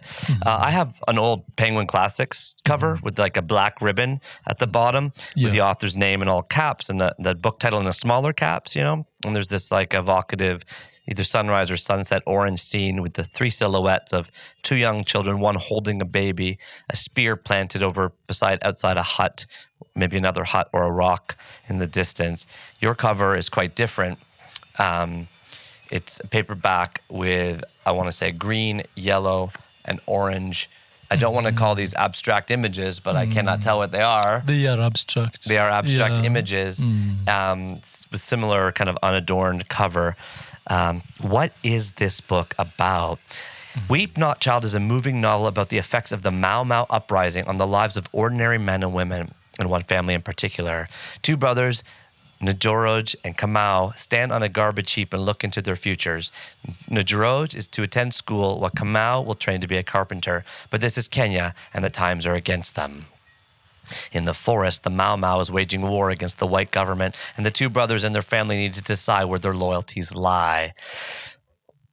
Unfortunately, the Dewey Decimal System files this one under 896. I have replaced it there, to be honest with you, African literature and English, because when I look it up through all the official things online, it puts it into English literature because the Dewey Decimal System itself is a function of colonialism. Absolutely. So it doesn't even have a place to go in the whole categorization of the system. We talk about the lack of books. There isn't even a spot for them in the library classification system. Yes. Peter, please tell us about your relationship with the Weep Not Child by Ngugi wa Thiong'o. So I must have been in Form 1, high school, as a 15-year-old kid. What we might call grade 10, 10th grade, or freshman or sophomore. Right. Yeah, just an equivalent size. Sure. Sorry, to the Form 1. Yeah. So early high school education. So very curious about the world, and you've got when I look back, you've got no way of seeing the world. You don't know how the world functions. You've got no way of seeing the world, but it is a book that helped me clarify, what I'd gone through unconsciously. So I am 15. I read this story, and they're narrating an experience that mirrors like a community where I lived in the village, people who had names, like, mine and other kids in the village. So having grown on these westernized notions of fiction, it was the first story that I read that had names and setting that mirrored my own environment. You saw yourself. I saw myself in the text. And these youngsters are going through a life. There is turmoil, the war of liberation, because you've got freedom fighters who are trying to resist British occupation of our country. So the story spoke to me in a manner that I had never experienced any kind of fiction. There was this connection that this is me, this is my experience, this is my country. So when I read Weep Not Child, I remember being entranced just by this universe I had entered. Yeah. I had read other stories in other contexts, so it spoke to me in that profound way because I understood my own experience is a story worth narrating. I think that was the first moment when I thought, maybe I could write my own story. If this guy has permission to be a writer book. Yes, essentially. So when I encountered in the same year, I encountered more writings by Ngũgĩ. It fortified my desire to actually consider writing. So by the time I got to the second year in high school, so I'm about 16. Yeah. I'll confidently tell my classmates, I think I'm going to be a writer. I want to be a writer. So this sounds audacious, yes, but because I had no idea what it meant to be a writer, right, or the enormous tasks that are required into the making. It looks of easy. It looked easy, but when you read this book, I mean, the writing is very simple. Yeah, it sounds easy. Yes, sounds like you could do it. Yes, but what's vital is that the invocation of the desire is what makes that possible or plausible. So I saying, having read him, I want to become a writer, was something I may never have had the courage to even imagine that as a possibility.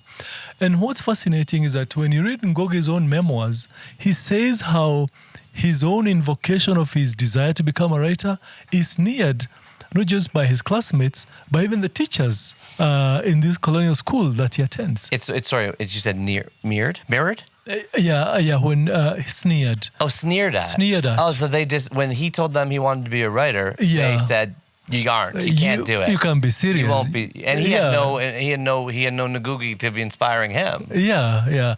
So that's what I found interesting, that even Ngũgĩ, going through Alliance High School, one of the earliest and one of the most prominent colonial schools, was that they were sneering at his invocation of this possibility of him becoming a writer. Even the act of wanting to become a writer itself, pre-writing, is itself an activist act. It is. A political act. It is. Absolutely. And for anyone watching this or listening to this that's thinking about it, like, this is why we're here. Like, do it. Like, put down your story. Tell us your truth. Like, speak about what you know, what you're learning, because it's the only way our cultures can evolve and how we learn and share. And like, it's the path. Absolutely. Still. Absolutely. I mean, we must remember, even the most advanced societies in the world, their only claim to fame is through the stories narrated by the writers of those countries. It's all that we have left from them. It's all that we have, yes. And it might be all that we have from today. It is. In the future. It depends how long the silicon lasts on the hard drives.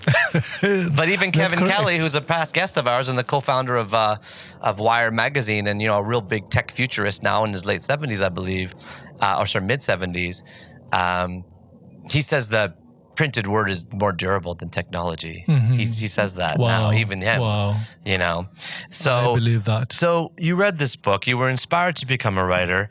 I just seen your bookshelf, and you have a whole Ngugi collection. He's the most prominent writer. And by the way, I was embarrassed to discover that when I ordered this book, in order to read it in advance of this conversation, I had another Ngugi Thiong'o book on my bookshelf, A Grain of Wheat, which I had not read, but it was on my bookshelf. We all have this knowing of lots of books on our bookshelf we have not read. And I was like, that means somewhere in my past life, someone told me somewhere, somehow, I should read this book. And I purchased it, or I found it, or I saw it, but I never read it. And I was like, now I have a 2 by him. Yeah, so I read 1. Wonderful.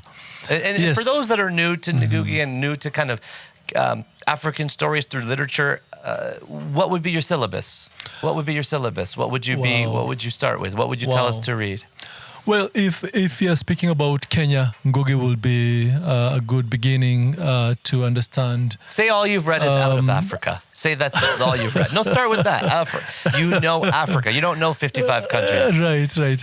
By the way, when I was at Walmart, and I worked there from 2006 to 2016, and we were purchasing a share of Massmart, the South African retailer conglomerate, a PowerPoint circulated internally at the company. I can say this now, it's been many years, to all the executives, just the executives got to see his PowerPoint, of us teaching ourselves about Africa, and the opening slide said, Africa is not a country. Yes. That's the opening slide. And then the second slide showed a picture of the United States and China and India and all these fitting in the silhouette of Africa. Right. Just the second slide was, and this is how big it is. Yeah. Because on the maps, we flattened the earth. It's very huge. And Greenland's huge. But Greenland is tiny. Yes. So now we've read out of Africa. We know Africa is not a country. That's all. Yes. Now what's the syllabus? So Things Fall Apart by Chinua Achebe. Conveniently, the next book for us to discuss. That's where you would start. Yes, that's where I'll start. Yeah. Okay. Partly because its own inspiration is quite inspiring. You know, Achebe, a young man studying at a local university in Nigeria, encounters a very racist colonial text. And he thought the way those characters are depicted didn't convey the kind of complexity of the people he knew. This is 1940s. 1950s. 50s, okay. It was published in 1958. He's born in 30 in Nigeria, so he encounters these racist texts in his teen years, 20s or something. Yeah, 20s, at college. And he said, this doesn't match my version of my people. Yeah. So he said he's going to write his own story. And he's very young and also invested in narrating his own country in a way that he knows it. So when Things Fall Apart was published, Heinemann was the publisher a British, in 1965 in London. Yes. So they had started what they called African Writers Series. Right, which is why Ngugi's book, which you just talked about, came out in 1964 by Heinemann. Yeah. So they were among the early authors being published under that imprint. And what made Chinua Achebe get as widely read as he was, is that Heinemann had this policy of publishing these books simultaneously across the continent and Europe and North America. So a writer becomes a global phenomenon quickly, almost overnight. So those distribution networks, have since dissipated. So when I read Things Fall Apart, what was important for me was that it fortified an idea that African writers can tell their stories, and they are telling their stories. But the connection between Ngũgĩ and Achebe was actually not the storylines for me. The logic that I applied was the book blurbs both said these guys had served as journalists. That Ngũgĩ had been a journalist on the Daily Nation, and Chinua Achebe had worked at the Nigerian Broadcasting Corporation. And I thought, this is very useful career guidance. Then I'm going to become a journalist. Then I'll become a novelist.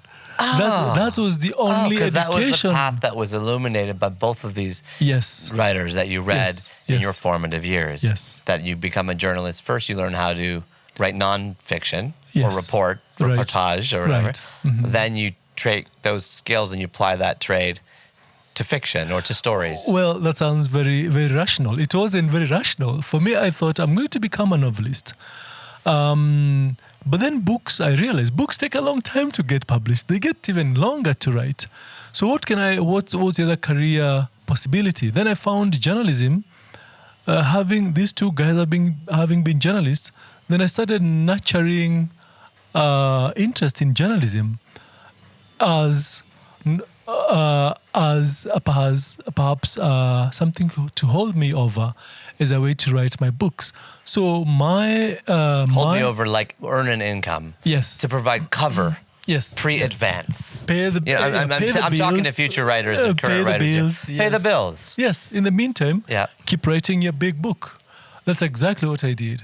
Because when I got into the newsroom writing for the Daily Nation, one of the largest newspaper around the region, I also embarked on my first book, which I wrote through my work as a journalist. And I will be writing my fiction in the evening. So I'm writing non-fiction during the day to pay my bills. And I'm writing fiction when I go home.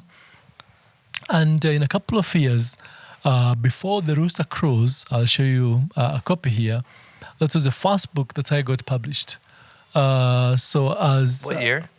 That was 2002. Right. Yeah. You were how old? I was 30. 30. Your first book published at 30. And I'm saying that because the vision for when we want to become a writer came at around 15. The first book came out 15 years later. This is good for people to hear this. Yes. 15 years it took. Yeah. To get that dream into reality. And then I read Chinua Achebe and I find, my idea, Ngugi's idea. So my life as a writer, or my life in writing, is becoming more and more clarified by these readings. So I see a clear connection between good reading habits and good writing habits. There is a very clear connection. You cannot become a writer unless you're a reader. So good reading habits yield in good writing habits. What would you tell people to become better readers? Which, by the way, the number one driver for people to listen to the show is, oh, this guy's had a podcast about books. I should do that more. Like, that's the universal. I would like to read more. Right. That's the thrust to the work I'm doing here. Yeah. So now, since you know that's the thrust, what is the solution? What is the advice you'd give someone who's trying to develop stronger and richer reading life? Right. The most immediate, of course, we've got contemporary fiction that's marketed aggressively. You've got festivals where writers are getting unveiled, but also look at not just your own immediate environment, but also look at books in other contexts. It's the best way to travel. By reading, you immerse yourself in a culture, in a country, in a community, in a continent that will give you the deepest nuances that you can experience life as known by those who've never set foot elsewhere. You can do your best travels through reading. So I have found... Read outside your country. Read outside your land. Read outside what you know. Yes. Not just the contemporary stuff, but the stuff that comes from places and civilizations and times and experience that you know nothing about. Absolutely. And try to find the most juvenile or most accessible book. Don't be judging yourself. Because if I'd read the biggest, most advanced literature from like Russia, sorry, but like I'm going to fail probably on the first try. Yeah. And I feel bad about myself. Find the thinnest Tolstoy. The thinnest Tolstoy. Don't start with necessarily Anna Karenina. Although it's accessible. I know the writing is very accessible. Don't get me wrong. I'm just saying lower the bar. And I can say to just build on the Tolstoy analogy, is that it's interesting. Tolstoy writing nearly 100 years ago. Yeah. And his stories appear to be speaking larger truths about our very moment in Kenya, in the US, universally. So fiction holds universal truths about our existence as a human species. Absolutely. Yeah. What are you working on now? I'm working on another historical fiction set in Kenya in 1990s. It is my first book that's set in Nairobi, my city of boyhood. So you can say I'm confronting my childhood and my boyhood. It's an interesting moment for world history at the end of Cold War, collapse of the Berlin Wall, African society is getting reconfigured because the tensions between the US and USSR have dissipated, and there is quite a bit of turmoil in many parts of the world. Yeah. So I'm trying to see this young man emerging out of this chaos to his coming of age at a moment of deep crisis, and trying to distill that moment, and also returning to my own haunts as a young man coming of age. Right, because you were 18 in 1990. Yes. Right, so you have the awareness of what happened in the years preceding and up to that. I'm excited for this book. I want to read it now, but I know I have to wait until whenever it comes out, which I know writing time is very malleable. It could be. Yeah. You don't have a pub date. Not yet. Not yet, but when we do. But it is coming soon, hopefully. We'll keep it posted. Okay, that will be great, because we will talk about this. I could have hold this chapter until then, but I will rather release this right away and then talk about that when it comes out. Yeah. Things Fall Apart by Chinua Achebe, Acheb, as you mentioned, published in 1965 by Heinemann. Achebe lived from 1930 in Nigeria, died in 2013 in Boston. We've talked about Ngugi. We talked about Franklin W. Dixon. We've talked about really conquering colonialism through. I wrote a phrase that you said earlier. You see how I take notes, like in the middle of the speech, or the speech in the middle of the interview, and so at the end of the interview, I have like pages of all these notes, and then I have to type them all up and try to remember everything you talked about. So once a writer, I said to my kids, the difference between a writer and everybody else is a writer writes. Yes. A writer writes it down. So when you say something funny, you see me run over and grab a paper. Right. He's like, why are you writing this down? Because I'm a writer. What do you think a writer does? Yeah. Like, I'm teaching them. Like, that is the spirit. Everybody has good ideas.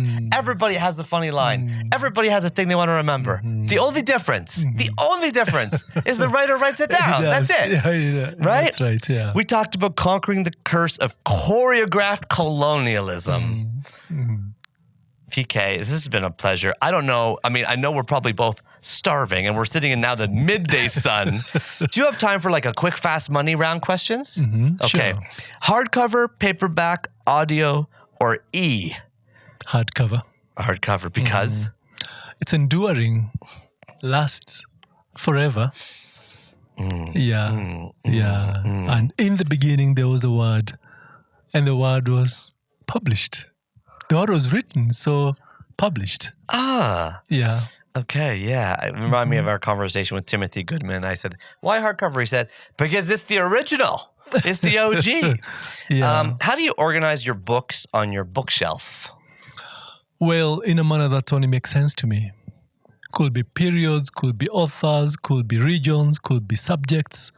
So it's a mishmash. That only makes sense to me. Well, but having said that, you showed me your study, you showed me your bookshelf, you had a Ngugi bookshelf, but then below that you said, here's books from Africa, you said, here's literature from, you had a Canada, I saw Canada on there. Yeah. But by the way, you were hanging a bag from John Books, and you know this, he organized his bookstore by place. Yes. It's in the almost unusual bookstore, because you think Kenya, and then you find the books, fiction and nonfiction. Through that, he organizes the books from that geography. And the one thing that we missed in my study is that I have a Ngũgĩ and me portrait on the wall. Really? Yeah. What did you learn from him directly that he told you that you could share with us? Well, my encounter with Ngũgĩ started with fiction, but then I write, I get published, then I mail him a copy in California. And I told him, and I tell him, you're partly responsible for this journey. And I'm writing to thank you.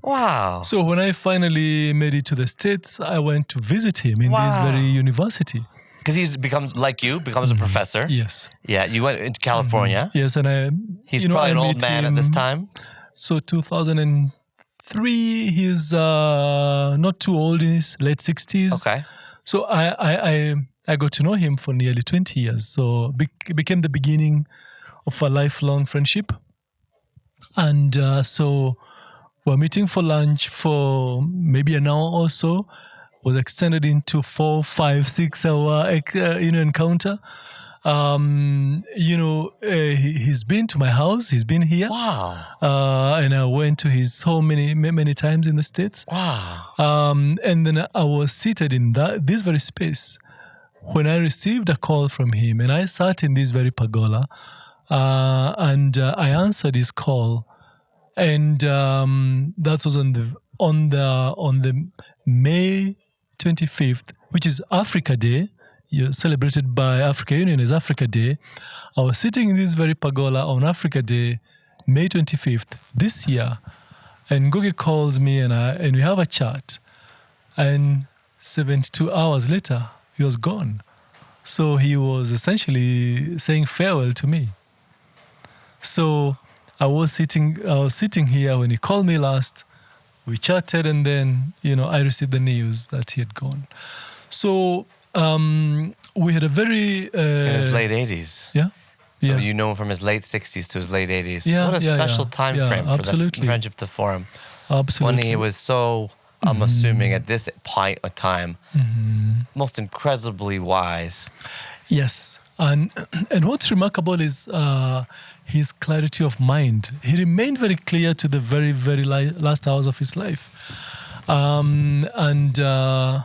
although we had this writer, older writer, younger writer relationship, he's really the father figure in many ways, because he was the father of Kenyan fiction. First writer translated outside of Africa. Absolutely. And so getting him to also be involved in my day-to-day life. He came here, he met my son when he was, like a month or two old, to bless the boy, come meet my family. He was also my doctoral supervisor. I don't know if you know that. I did not know this. He was on my committee. Okay, my research has failed me. Yeah, he was on my doctoral committee. So a mentor in every sense of the word. And is there a piece of wisdom he's left you with? Or a piece of advice that you might want to share with us? Yes, lots of it. So the idea of this, the decolonial project, that should be one of his flagship, legacies to this continent, that we must learn, we must make an effort to decolonize our minds, to decolonize our people, our communities, and then we're going to have the opportunity to rewrite, our own histories. So the other wisdom that I like to share about Ngugi was a question he kept, no matter what we were talking about, he would always ask me, "Are you writing?" So as you said, a writer writes.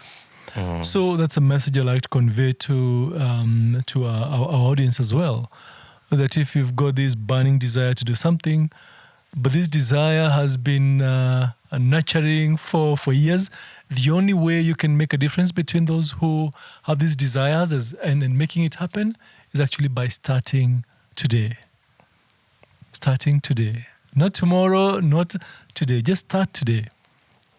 Write something today. That's the wisdom I gained from him. Constant nudging, constant reminders. Are you writing? Are you writing? He just kept asking you that. Yes. Because you would tell him what's happening, and he'd ask if you're documenting it. Yes. Yeah. Write something today. We must make an effort to decolonize our minds, to decolonize our people, to tell our own stories. Yeah. Are you writing? Yeah. Are you writing? Write something today. And every story is valid. Every story is valid. Every story is valid. Every story is valid. Yeah. Don't say, I can't, I'm not interesting, I'm boring, I don't know, I don't have. Yeah. Every one of us believes this. We all have incredibly interesting stories. We just don't believe in it or don't understand the value of what you have. Peter Kimani, this has been an unbelievable conversation, one I will treasure, savor, and remember. I hope the beginning of a lifelong friendship through our 60s, 70s, 80s, and hopefully far beyond. I really am grateful for your time, for your space, for your energy, for inviting me into your continent, your country, and your home. Thank you so much for coming on 3 Books. You're so kind, Neil. Thank you for coming home.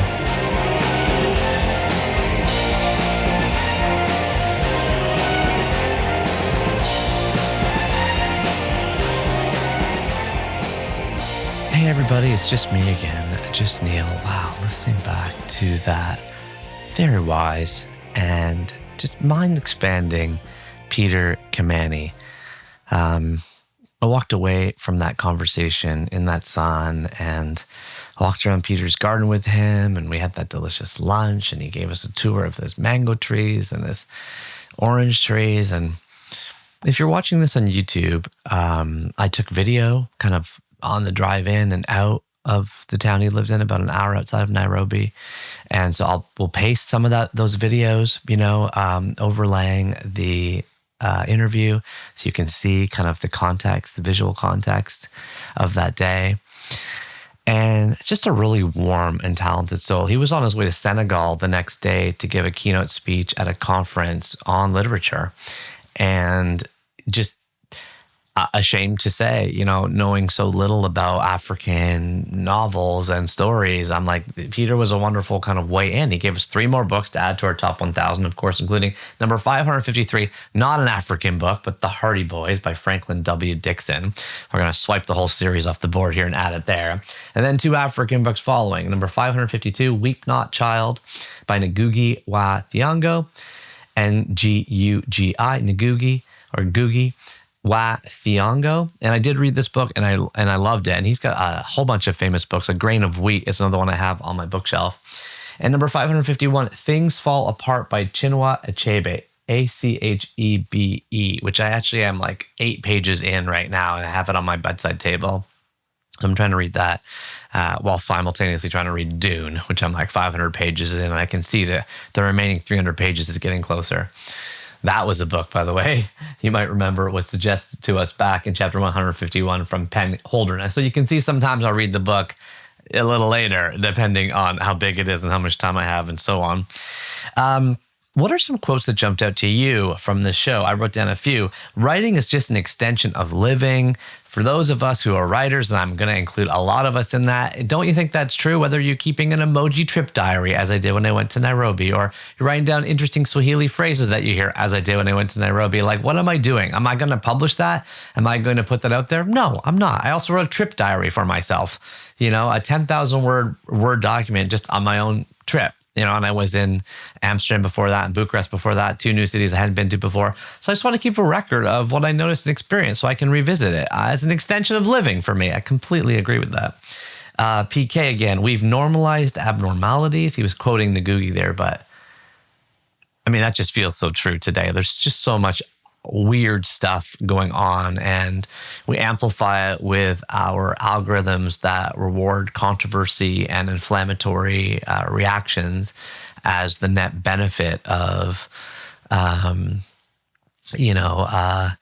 their business model. And so because our human brains have evolutionarily old parts in them that are, I won't say turned on, but we're certainly stimulated when there's blood or something's dying. Or, I was just walking home this morning from dropping off my kids, and I walked by like a dead squirrel. Like, I could see my brain, instinctively looks at it. Like, what happened? Did it get hit by a car? There's blood all over the side. Like, I have to be careful. I can't touch it. It's dangerous.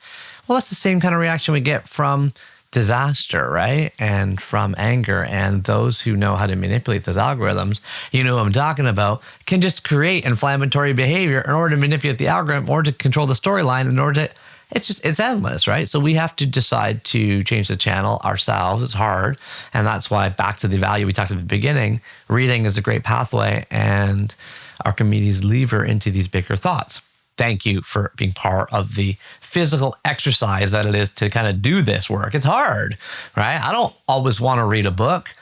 Like, I'd rather just scroll through something stimulating online, but I have to plug my phone downstairs and lock it in a K-safe and buy an alarm clock and change the batteries. Like, I have to leave books at my bedside table and get a dimmer on my lamp because I'm doing this stuff to try to create the kind of private place where my mind can I'm picturing like pizza dough. My mind can kind of, stretch a little bit and expand more naturally. Another quote from PK is, we must make an effort to decolonize our minds. Kind of course, a theme of this conversation. He says, I see a connection between good reading habits and good writing habits. You cannot become a writer unless you are a reader. Amen. Writing is an act of recovering our past. I love that one. Religion is the most harmless way of accessing the mind of another human being. Like, that was powerful. That was powerful. I just think about that.